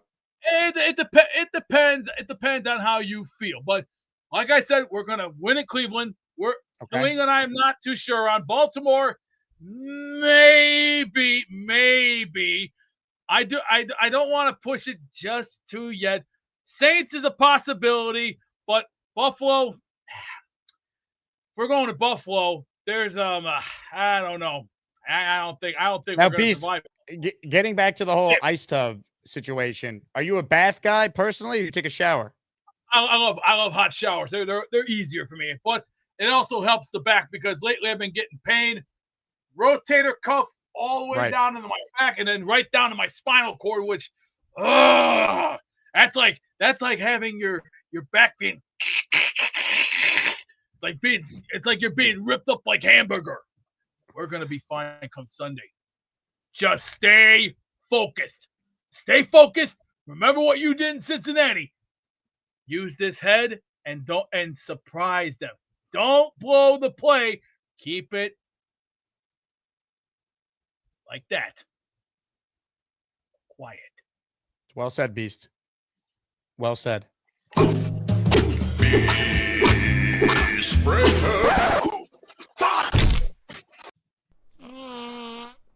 I think you might be onto something. More of your calls. Let's say hi to Taylor, who's next. Hello, Taylor. Hey, what's going on, Jake? What's up, Taylor? Have you called before? I have not. First time caller. Welcome aboard. 2 raffle tickets, man. Appreciate you. Hey, sweet. I've been a long time listener. I remember, I don't know, I think it was like 2020 when you didn't even take callers at the time. Yeah, I mean that was before I even was like live. Like those were just clips. Right, yeah, they're just recordings. You've been watching the show for that long? That's crazy, man. Yeah. Yeah, I'm a diehard fan, but just misery. Hey, do me a favor. After this call, shoot me an email, asmanjake@gmail, your address and t-shirt size. I want to send you some merch for being a long time listener. Cool, appreciate it. I will. I was thinking, so if the Jets are just awful next year, Aaron Glenn incompetent like he's been, would Woody fire him to entice a new coach, whoever that might be, with 3 first-round picks, maybe a quarterback that's already drafted? I guess we can't rule it out. I think it would have to look really, really bad, though, because I think their path is now going to be, hey, this is year 0 for us. Next year, we get our quarterback, start laying the foundation with our guys, and then, you can't get rid of us yet, because year 3 is when we have our systems in place, and now we have our 3rd and final draft with 3 first-rounders, and now we're going to build it you know what I mean? Like, they've now bought time when they probably don't deserve it based on what we have seen so far. So I think it would have to look really bad in 2026 for Woody to pull the plug. I think Glenn is likely here going into that 2027 season. But I'm like, you can usually tell if a guy's got it or doesn't. And it's like right now it looks like he does. I've been yelling at the TV every week for 8 weeks, and I'm like, I'm going to the game Sunday actually with my brother who's a Chiefs fan, which is just like, but he loves going to games. So the Chiefs not playing. He's spending a Sunday watching Jets Browns over a team that could be he lives for going to football games. He's gone to most of the stadiums in the country. I think he's going out to the West Coast this year, Vegas and San Francisco, and I think Seattle, I want to say. So he just loves going. We go to a game every year, but I'm like, I have no faith. We might bring some paper bags, I can't blame you. I like the trades because I'm like, I've been screaming about Sauce for a year and a half now because I feel like every time he actually has to, play corner in the way Aaron Glenn wants his defense to play corner, press man, tackle. Every time he actually does that and gets physical, he gets hurt. And I'm like, it just annoys me. I know he's a good cover corner, but I'm like, clearly, I don't think he fit that kind of defense, whether that's, whether Glenn's right or not. Who the hell knows? Because so far it seems like he doesn't know what he's doing. But I'm like, that would be my move. I'm like, I'm all in. Go get Mendoza. No matter what you got to do. Trade a first next year. You got a bunch of them. Go get whoever you think the best guy is. That's what I think. But I'm like, I'd go get him.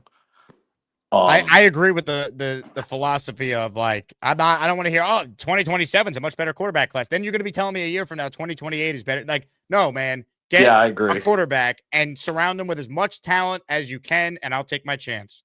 Yeah, 100%. And I'm just like, you definitely got to build offense. And I'm like, the offense is already built. You just need a quarterback. And my other thing with Brees is like on the field, love Brees. Brees is awesome player, produces, I think he produced he was more valuable than Sauce and Quinnen, who are good players and have been good players in the past, but on the field this season weren't producing where Brees Hall always produces if he's on the field most of the time. So I'm like, but the Twitter fingers, man. I'm like he just seems like off the field like such a pussy, really, for lack of better words. But I'm just like you're such an emotional, baby, and you got this generation going to social media to tweeting out 15 emojis.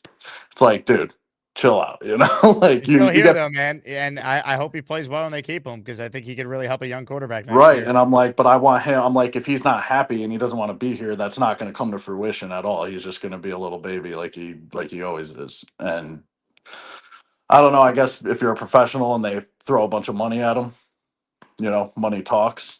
That's it. But yeah. All right. Thanks for taking my call, Jake. I'll probably call him more often. Taylor, great job, man. Call in again for sure. That was an awesome first call by Taylor. If you're a first-time caller, if you're new to the show, you get 2 raffle tickets. The way to call in, the link is pinned in the live chat. So if I'm live and you want to talk Jets, please do so. This was a very depressing email I just received. So you guys know we do raffles every week on the show. I'm always bidding on different signed Jet-related items. So we have prizes every week. And some of the upcoming raffle prizes that I bought included 2 signed Sauce Gardner jerseys, which are now officially on their way to me. I'm like, obviously you buy Sauce jerseys, like they're not going to trade them. They just signed them. But I also will have a signed LaDainian Tomlinson jersey that will be a raffle prize and a full-size Darrelle Revis helmet inscribed Revis Island on it that I spent a fortune on. So we'll have some good raffles coming up.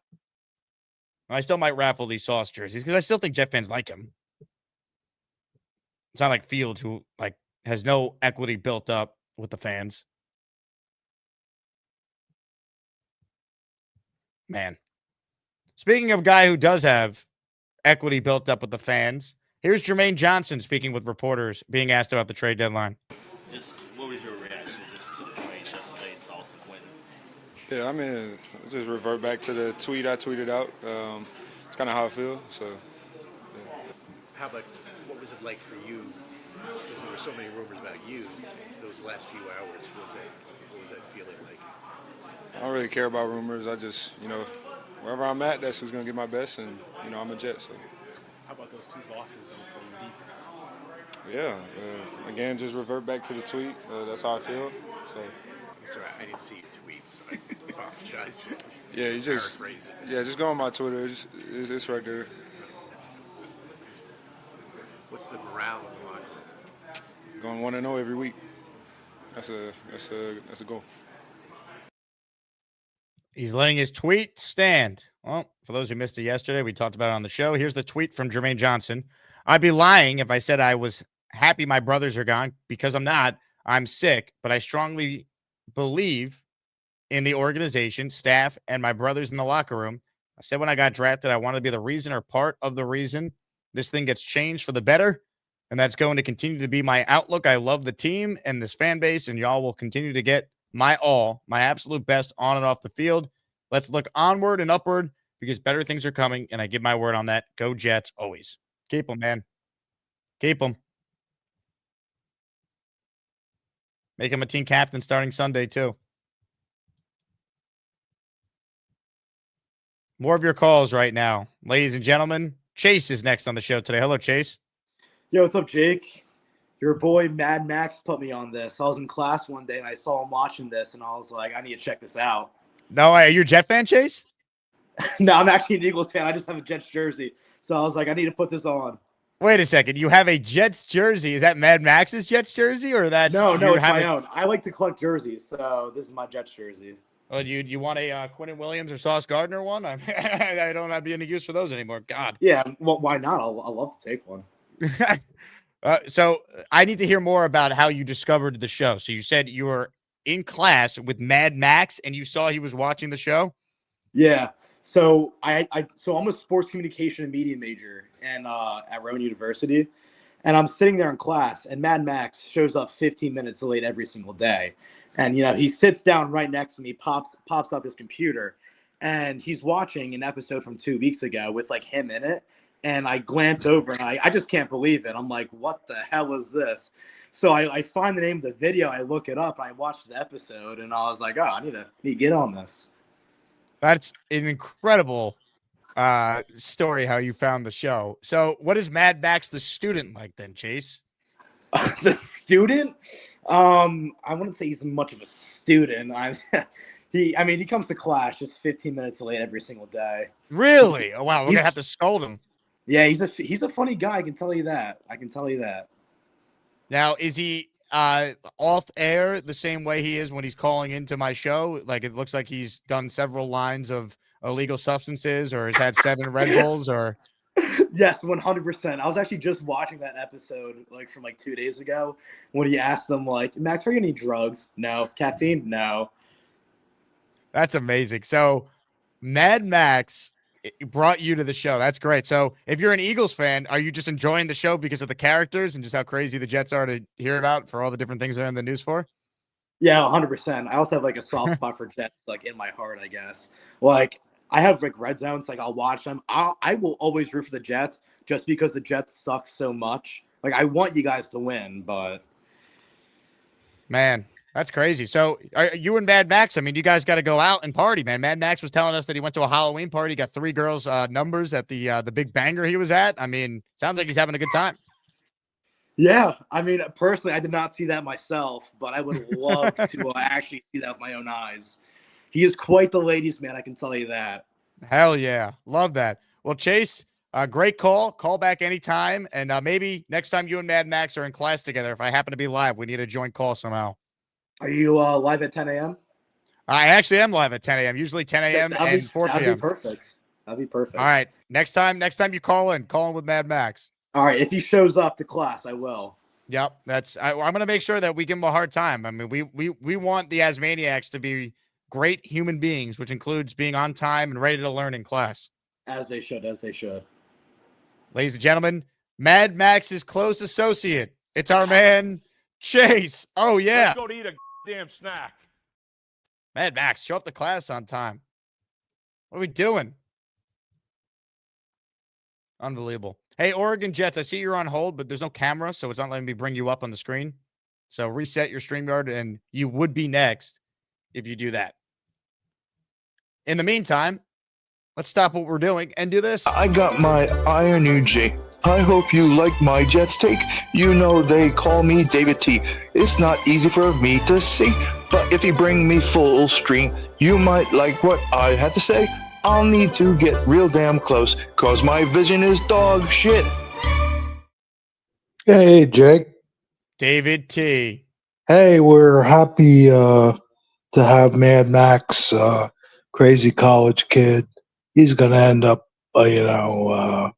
family man, great job, and, good man of the community. But anyway, so your show is fascinating. A lot have been happening. Aaron Glenn, everything else, I've listened to the analyzations and all that kind of stuff. Comes down to Aaron Glenn, and there's a lot of games left. He's got to become a better coach. So all that being said, I know Woody's going to extend him no matter what. And so after the season, my proposal is get 3 to 5 old-time school coaches together and put them to class to how to become a better coach. Put them on simulation, this and that. It can't hurt. What would you recommend to him? What would I recommend to him? Yeah, Aaron Glenn calls you up and says, David T, I'm 1-7. I might be in over my head. What do I need to do to improve?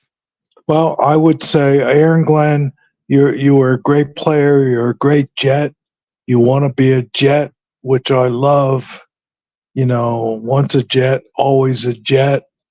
Just if you can humble yourself a little bit, you're a little bit over your head.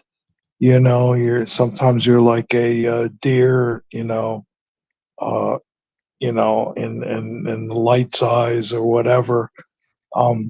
Just drop back and punt a little bit. go to classes. If it's Bill Parcells, Bill Belichick, just drop back a little bit and learn, and maybe you'll end up being a pretty darn good NFL coach. I think if Aaron Glenn listens to you, the Jets might not suck. I hope so, Jake. I've got my eye on you. Checkmate me, full screen. It's fireball, whiskey time. David motherfucking T.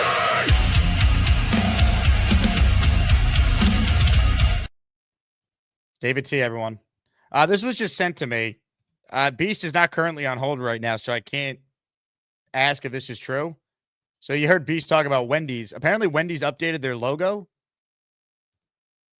So shout out to Beast.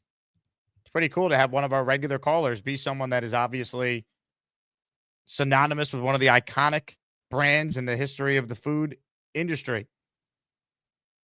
Pretty cool. Pretty cool. Love that. Anyway, let's get back to your calls. A guy on the line. I don't know if he's actually called in before, but he's always in the chat. He's the biggest Aaron Glenn fan there is. Oregon Jets is next. Hello, Oregon Jets. Hey, what's up, Jake? Have you called before? So I called your show probably 3 years ago, and I said that I wanted to trade Sauce Gardner, and you threw me into the fucking shadow realm. I probably did. Well, 3 years ago, he was a first-team All-Pro. Yeah, but it was the same thing. Like for me personally, like it wasn't the tackling. Like he wasn't tackling. He wasn't doing all the things that I like from football players. But he still made All Pro and all that. But whatever. Good. I'm so glad that we This is traded your Sauce. first call since then? That's hilarious. Yeah, man. You shamed me. I felt bad. I couldn't call back.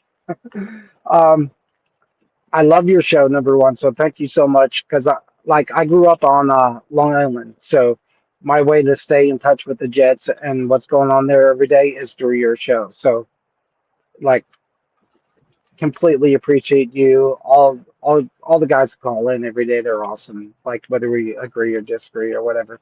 But we But all want the same thing at the end of the day, right? We all want the Jets to not suck. absolutely. So with that said, like, man, I'm very happy with what we got back yesterday with trading Quentin and Sauce. But dude, Aaron Glenn is balls. He cannot he cannot be the guy. Aaron Glenn is balls. I love it. to make these picks. Like people are like maybe he can turn it around, this, that, or whatever. He was 0-7. Like that was his chance. And now, he got the 1 point win against the Bengals. Who cares? We're about to go on another run of incompetency, which I'm all for because unlike you, I'm rooting for losses because I think that pick is way more valuable than you think it is. Because if we have the number one pick, when you want the quarterback who everyone perceives to be the best guy or not the best guy, you could slide back and then just keep stacking picks. But the weird part about this is I actually love the job that AG and Muji are doing as the GM. So if AG could fire himself, keep the GM or president job, whatever he wants to call it, and then hire like a real coach, like I'm a Mike McCarthy guy, like our team would be better. It would be a better team. So Well, those that's are the just my problem, though, man. thoughts. You're not wrong. Like, I think they got tremendous value. The problem is, like, he's here though. Like Darren Muji was referred to as Glenn's sidekick by the owner. Like, we know how the owner feels about Aaron Glenn. Hopefully he's right and Glenn improves. Because I'm with you. I think Aaron Glenn has done a horrific job so far, but he's not getting fired now. I think they could lose every game the rest of the way and be a 1-win team. He's not going to get fired. I just don't see it now. And I was the biggest person saying if they finish with 1 win, he should go. But I'm being realistic now. I can't be screaming fire him when I know they're not going to. And hopefully I don't need I to be screaming that because he's showing competency and they're improving. Yeah, improving from what? Just From winning where? games and looking better. I don't know. I get it. So either way, I want all your listeners to know how great the state of Oregon is. Excuse me for being quiet, but we're actually deer hunting right now. So I'm No sitting way. in the hunt. Yeah, man, I'm sitting in the hunting blind in the woods right now. Check this out. Here, I'll turn it around in a second. All right, let's see this. So we got some apple trees. We got some fires burning over there. This is my mother-in-law's property, and we're just sitting here waiting for a deer to come by. Oh, did I lose you? No, we just went full screen to see what you were Oh, what your view was yeah. like there, man. Shoot, I could do it again. Hold on, I'll slow down. So if you look over there, you got some smoke, right? That's from logs that we had to cut from all the fires that we have out here. But up over there, there's some apple trees. A deer come down from here, and there's my in-laws' house up there. I'm not sure if you can possibly see it, but I grew up on Long Island for the first 30 years of my life, and then met a girl from Oregon. Came out here on vacation, and then I was like, "Yeah, that's a better place to live." So, so I didn't give up the Jets. Where on Long Island are you from? I grew up in Farmingville. Oh, So, I know exactly where that yeah, is. yeah, exit 63 off the Long Island Expressway. Grew up rooting for the Yankees, the Jets. I don't hate the Mets like most people or whatever, but I'm a Rangers fan too, and I hate basketball, so um, whatever. Like, go Knicks, I guess. But yeah, we're out here after my military career, and this is where I'm going to live and die. But I will not let. I have twin boys who are 12 years old now, who are absolute huge sports fans, and I forbid them from being Jet fans. Like, Hey, I can't say you're wrong to do that, man. I mean, let them be Oregon no. fans. You guys are good every year. Yeah, no, we're actually going to the Minnesota game in about like 10 days or something like that. What do you think of Dante Moore, by the way? Because he could be a Jet. Maybe that's when they would be Jet fans if they like him and that he's the Jet quarterback. All right, so here's my take. You're going to hear and see it a bunch in the chat, and everyone's going to tell me I'm a dickbag or whatever. That's fine. Dante Moore is going to be the best quarterback from Oregon. Dante Moore should stay in school for another year. So our offensive coordinator, Will Stein, is absolutely phenomenal. He resurrected Bo Nix. He took Dylan Gabriel to a whole new level. That guy, shoot, like he's a stud. How Dan Lanning keeps Will Stein here at Oregon, I don't know. I don't know how much money he makes, but God, that guy's a good coach. Um, but Dante Moore's like he has the most talent out of all those guys. Like when Dante Moore went to UCLA, he was only 17 years old.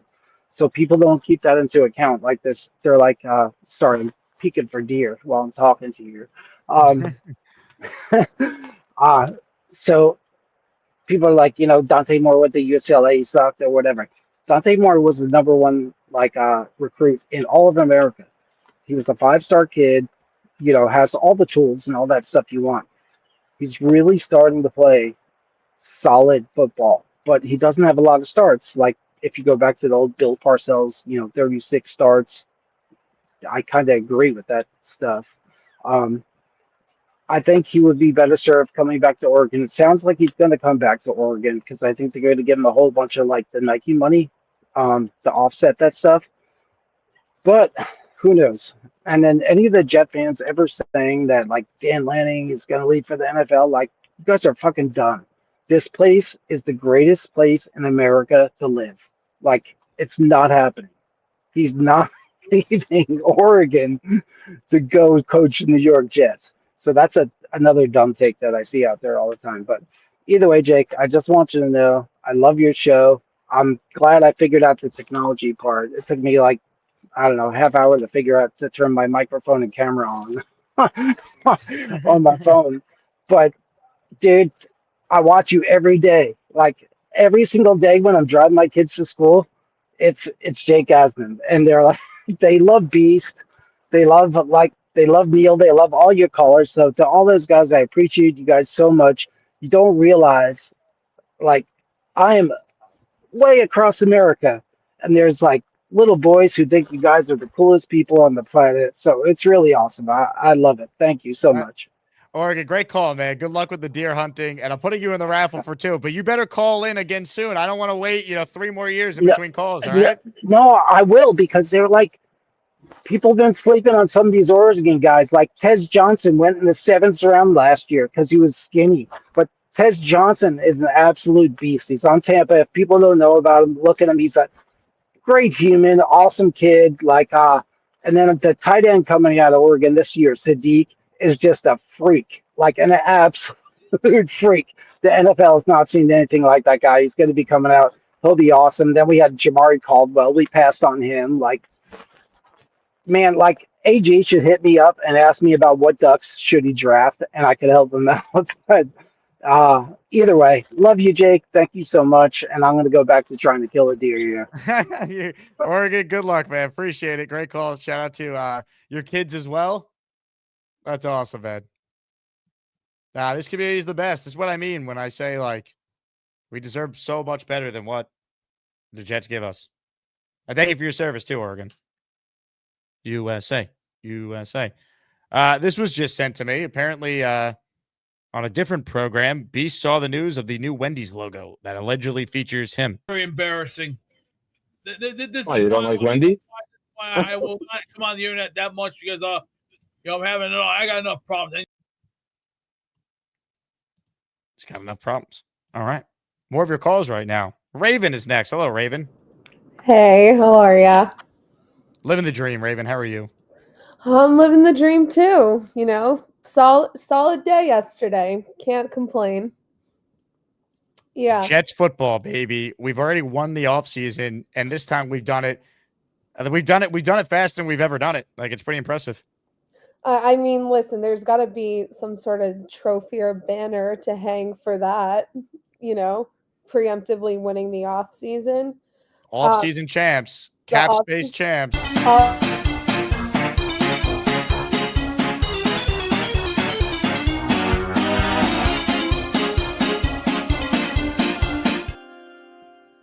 Oh my goodness. Yeah, I mean, listen, I damn near threw my phone across my apartment when I found out the Sauce news, and then when I found out the Quinnen news, it was great timing because my prescription for my anxiety medication was ready right when I saw that news. So that was perfect. I got to go out on a nice walk. But I got to give Boogie credit for what he pulled off. First of all, getting 2 first-rounders for Sauce and Adonai Mitchell, which, to my knowledge, the Jets threw in, not the Colts to sweeten the deal. They got the Colts to put him in. That's pretty phenomenal. And then trading Quincy to the Cowboys to get those picks, also phenomenal. I mean, what is it?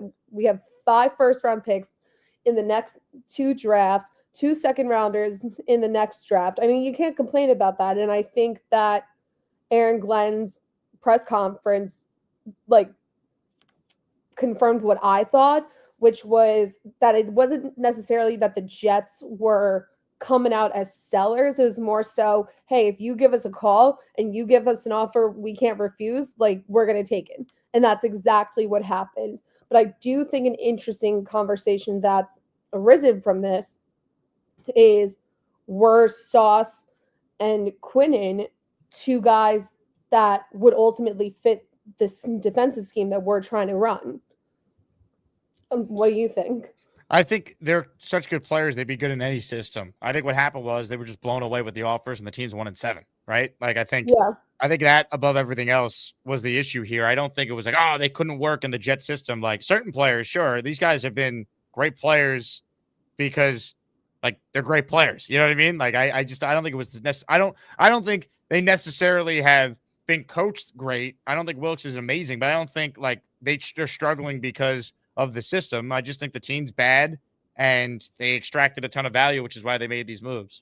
And I completely agree with that. I'll be one of the first people to tell you that Wilkes is not the guy. I didn't think he was going to be the guy when we hired him.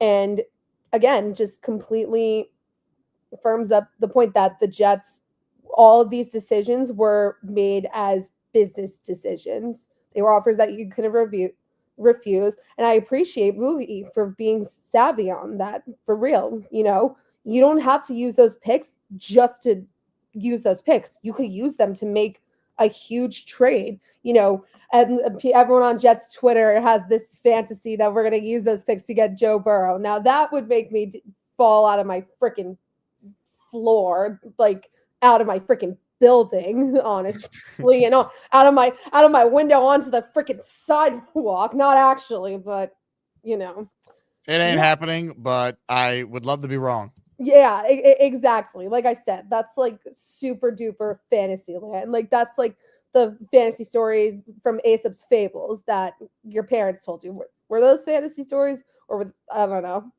I'm 29. I haven't been a kid in a while. But yeah, no, I like it, even though emotionally it hurts my heart. And like I said, it was great that my prescription for my anxiety medication was ready when it was. And I like the way that Glenn handled answering questions about yesterday today. I thought it was a really good balance of not being super combative, but also not giving away too much information. Did you like the backpedal though?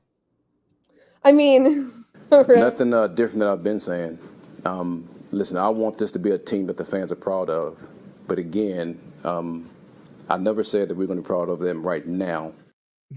I wasn't sure if that was the part that you were referring to. Yeah, no, I actually definitely interesting.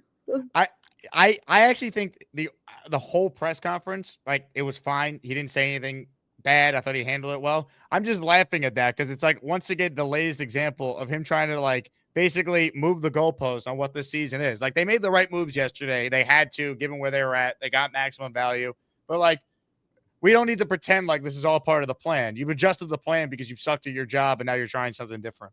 Yeah, and I mean, listen, I can appreciate being forthright about that. You know, at least like he's not. But he's not. But he's not being forthright about it. He's acting like this is all part of the plan. No, see, I would argue him backpedaling is being forthright and acknowledging, like, yeah, like, we haven't done a good job. But he didn't do that. But he didn't say that, though. What you're saying would be correct if he said that. What he's trying to do now is pretend like this wasn't supposed to be like a year where we could expect winning. He's trying, like, he went from we're here to win now to we're going to be a team. Judge us on if you're a Jet fan, if you're proud of what you're seeing, to I didn't tell you when you're going to be proud. To then he also started quoting Salah when they started 0-3. So talking about big ships taking a while to turn and bullshit about Legos and instant coffee. Like, he was saying none of this the entire. Remember when he's puffing his chest about Will McDonald to Connor Hughes? Being it's coaching, man. It's coaching. And he's like, penalties is all about coaching. We were the most penalized team in the league last year. That will not happen. Like, come on. And the penalties at least has been better of late. But like, he's completely changing the narrative, which is fine, I guess. Win games. That's all we care about. But he's failing to do that. So I don't know. So, you know, listen, I can understand why that's your take on it. And I'm not even saying that I disagree with it. But I also, you know, as somebody who in their professional life, like I do like marketing and, you know, with shit like that, I can also see him wording that a certain way to basically say like, yeah, I've been fucking up without actually saying it.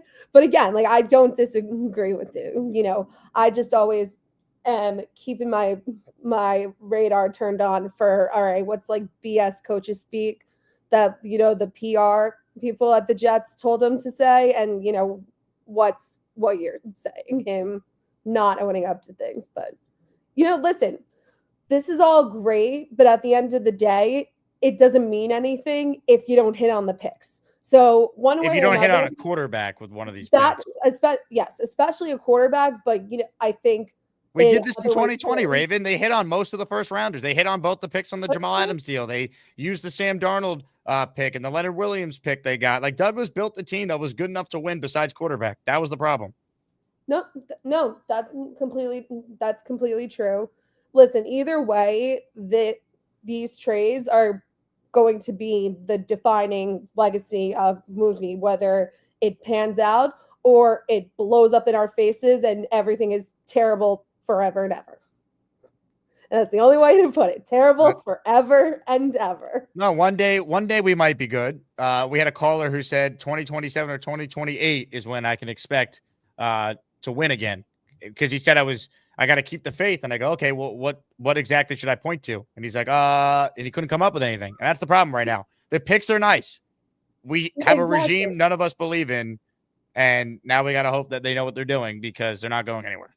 Exactly. And I will be the first to say that I am usually so blindly optimistic about the Jets. And for that exact reason, that right now there's nothing to point towards, I'm going to focus all my mental health and well-being on the Knicks championship run.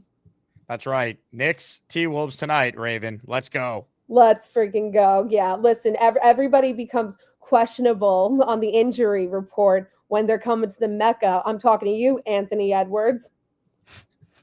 Ladies and gentlemen, Raven. Nothing different than I've been saying. Listen, I want this to be a team that the fans are proud of. But again, I never said that we're going to be proud of them right now. He did, in fact, say that. I will find the audio. I'll pull it. I have it somewhere. I couldn't find it. Just looking through it. I didn't get enough time before the show. Big fella, great line. Glenn was a corner. Of course, he backpedals well. He does. You got to have short-term memory, too, when you're a corner, right? So Glenn doesn't remember saying what he said, but he definitely said. Look, the Jets traded for a lot of hopium yesterday. That's all we have right now. We'll get high on our own supply of hopium. Now, Tommy is called back in. Before I go to Tommy, I do want to let everyone know this is your last chance to enter our raffle today. We're going to give away a Jets Legends jersey, Namath, Klecko, Martin, Corbett, Revis, or Mangold are your choices. And if you don't win, you have a chance to win a signed Joe Klecko helmet and a signed Darrell Revis football as our top prizes in next week's weekly raffle. With that, let's say hello to Tommy, who's called back. Tommy, yes, hello. Jake, hello. Just like I remember my second major point that I wanted to say. You said it, Raven said it, I think Black Gypsy said it, and I believe another caller said it. I can't remember, but this is the thing. We got a lot of profit for what we got rid of with Sauce and Quinnen, okay? But what we do with those draft picks, it all determines if we're going to win, and only time will tell. Like, if That's we what don't... you called back in to say, obviously. Yes, sir. And if we don't get good draft picks with these picks that we got, the picks don't mean anything, Jake. Yes. Duh. And that deserved a second call. What I'm saying is, look, Nick Shine said he wants a second round center. I want a second round wide receiver. So, like, quarterback. I don't care about any other thing other than a quarterback. Number one quarterback, right? And then you draft number two wide receiver. I don't see why you would go second round or third pick center. Ref thing says the sky is blue. Sky is blue. It is blue. Frank wrote duh. Oscar wrote bruh. Jake, Tommy. Look, we go wide receiver one. We go quarterback one. We go wide receiver two, and then whatever you want to do after that, just build our team. Don't lose good players for nothing. I don't want to draft garbage in the second and third round like the Jets have done in the past. Jake is a redhead.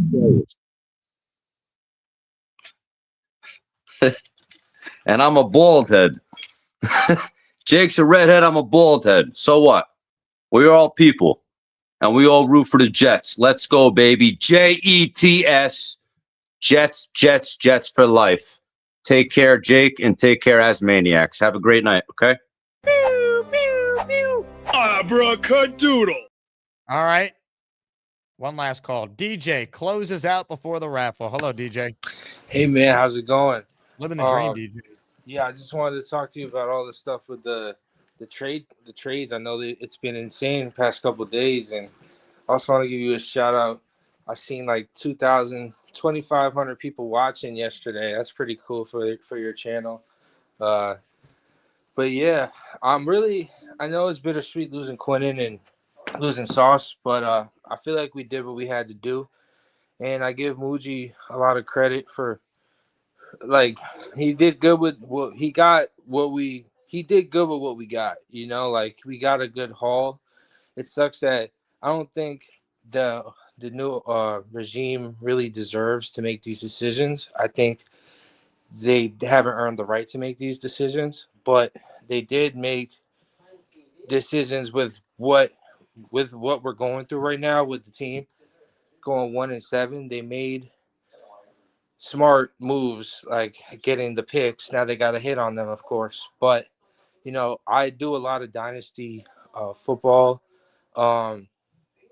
like scouting like players, so I'm already pretty aware of the next few classes, and to have 3 picks in 27 class is great because it's a extremely stacked class. There's like Jeremiah Smith, Ryan Williams, Cam Coleman, a bunch of quarterbacks as well. I mean, so stacked for offense. But 26 class is very deep at wide receiver. There's a lot of wide receivers. There's only a few first round grade wide receivers, probably like 4 or 3, but the second round is really deep as well. And I really like the Adonai Mitchell pick. I mean pickup. I think he has a lot of untapped potential, and if you look at his highlights in the joint practices against the Ravens, he destroyed them. He's really got untapped potential, and he's a great player for us. And I think a lot of people are sleeping on him, and I think he could actually help us. And he's on a rookie year deal, so it was kind of a brilliant move by Muji. I don't like everything this organization's doing. Like, I'm just as disappointed as everyone else, but I do think getting Adonai Mitchell, I think that might be a really good move. We just need a good quarterback, and we got all the picks in the world, so it'll be interesting to see what we do with them. We got a hit on them, and I think I do have the faith that we're going to pick the right guys, because I think these guys know how to draft. I mean, Membu's been good, so yeah. All right, from your lips to God's ears, I hope so, because that's what we're banking on, right? Because they're not going anywhere. Yeah. Their first draft's pretty good, if you want to point to that. They could also pick the right quarterback, and if the coach is still so bad, we won't win with them. That happened with Darnold. They picked the right guy. We just didn't know right away. Yeah, we gotta have faith in whoever we pick, especially next year. Like, if it's the rookie year, it's probably gonna be, if we get Mendoza. I mean, quarterback is really not the best this year.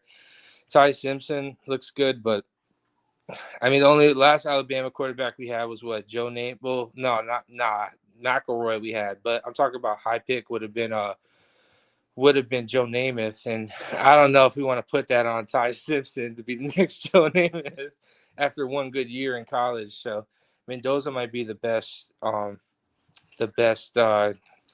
suitor for us. I know Dante Moore's good, but I'm hearing he's going to stay another year, and he needs more time. A lot of these quarterbacks need time. I rather he might not, DJ. We don't know yet. But I could tell you, if Moore is projected to be a top 5 pick, he's probably coming out.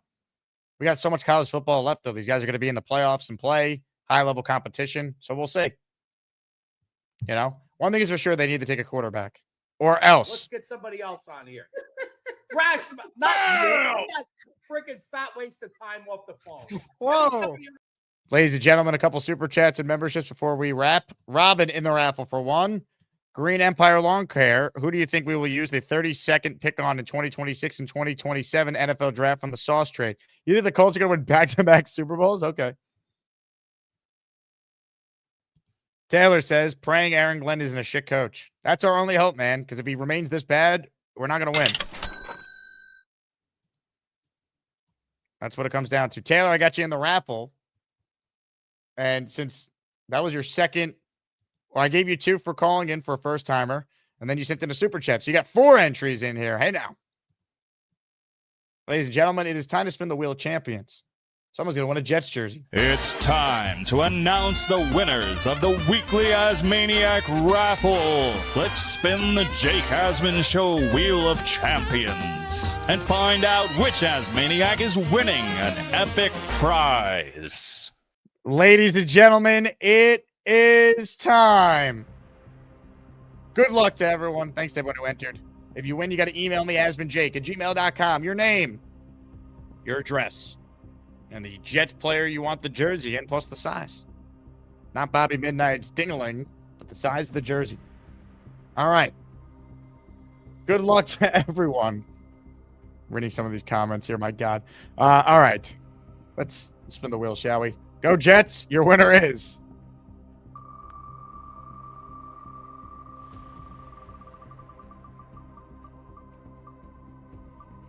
K and D. Hit the Jet chant for K and D. Congrats to K and D. Shoot me an email, my friend. We will get you a jersey. On that note, I just want to thank you guys again for tuning in. Our trade deadline live show yesterday is one of the most viewed shows I've ever done that's not a post game or a draft stream. Over 26,000 views. There's so many Jet shows out there. So many great ones. So the fact that you guys spend time on this one truly means a lot. Thank you for that. We'll keep growing all together and hope that the Jets don't suck one day, because that'd be nice. But until then, we'll be here every day, every step of the way, discussing this football team. Before we leave, I leave you guys with a clip that I think you'll enjoy. It's a blast from the past, but it might bring back a memory or two that will make you laugh. Maybe it will make you cry. Or maybe we'll do none of those things. But either way, love all of you. Like the video. Subscribe to the channel. Joe Beningo joins us tomorrow morning. Can't wait. You know what time it is? Yeah. Come on, everybody. Let's do some more rollers. 1, 2, 3, 4. Move that body up that floor. Right, left. Let's go. Come on. Pick that up. Let's get some arms going. Get the stretches going. Come on. 9, 10. Come on, baby. Yeah, you can move your body. Come on, everybody. Get up and do some exercise. Let's go. 6, 7, 8, 9, 10. Come on. 1, 2, 3, 4, 5, 6, 7, 8, 9, 10. I feel great. Come on, let's get some of that up there. What are you laughing at, B-Man? Pick those arms up, kid. Come on, what are you, a whipper, man? Don't give me that first, son. Shit, that wasn't B-Mac. That was Kevin. Let's get funky like a monkey. Come on, girls, you guys can do this. 6. Really? Let's see if you guys can do it. Come on, get up. This muscle helps shake the muscle. I'm feeling the burn. Let's go. Come on. Okay, now the other side. Come on. Man, I feel good. 2, 4, 6, 8, 10. 2, 4, 6, 8, 10. I'm eating. Beast, you can't out-exercise a bad diet, bro. You have to look good. You gotta be lean. You gotta be mean. You gotta have some weights in there. You wanna be scary, don't you? All right. Doing the air. Have this. Next caller, let's go. Let's get Bobby Midnight in here. Let's bring him in here. Hey, yo, move and groove. Let's move and groove, shall we? Move your ass. Let's go. One. Get your movement. Get your ass up. Get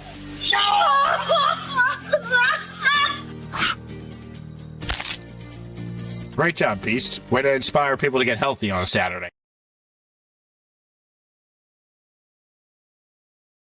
When was the last time you took a shower? I don't know.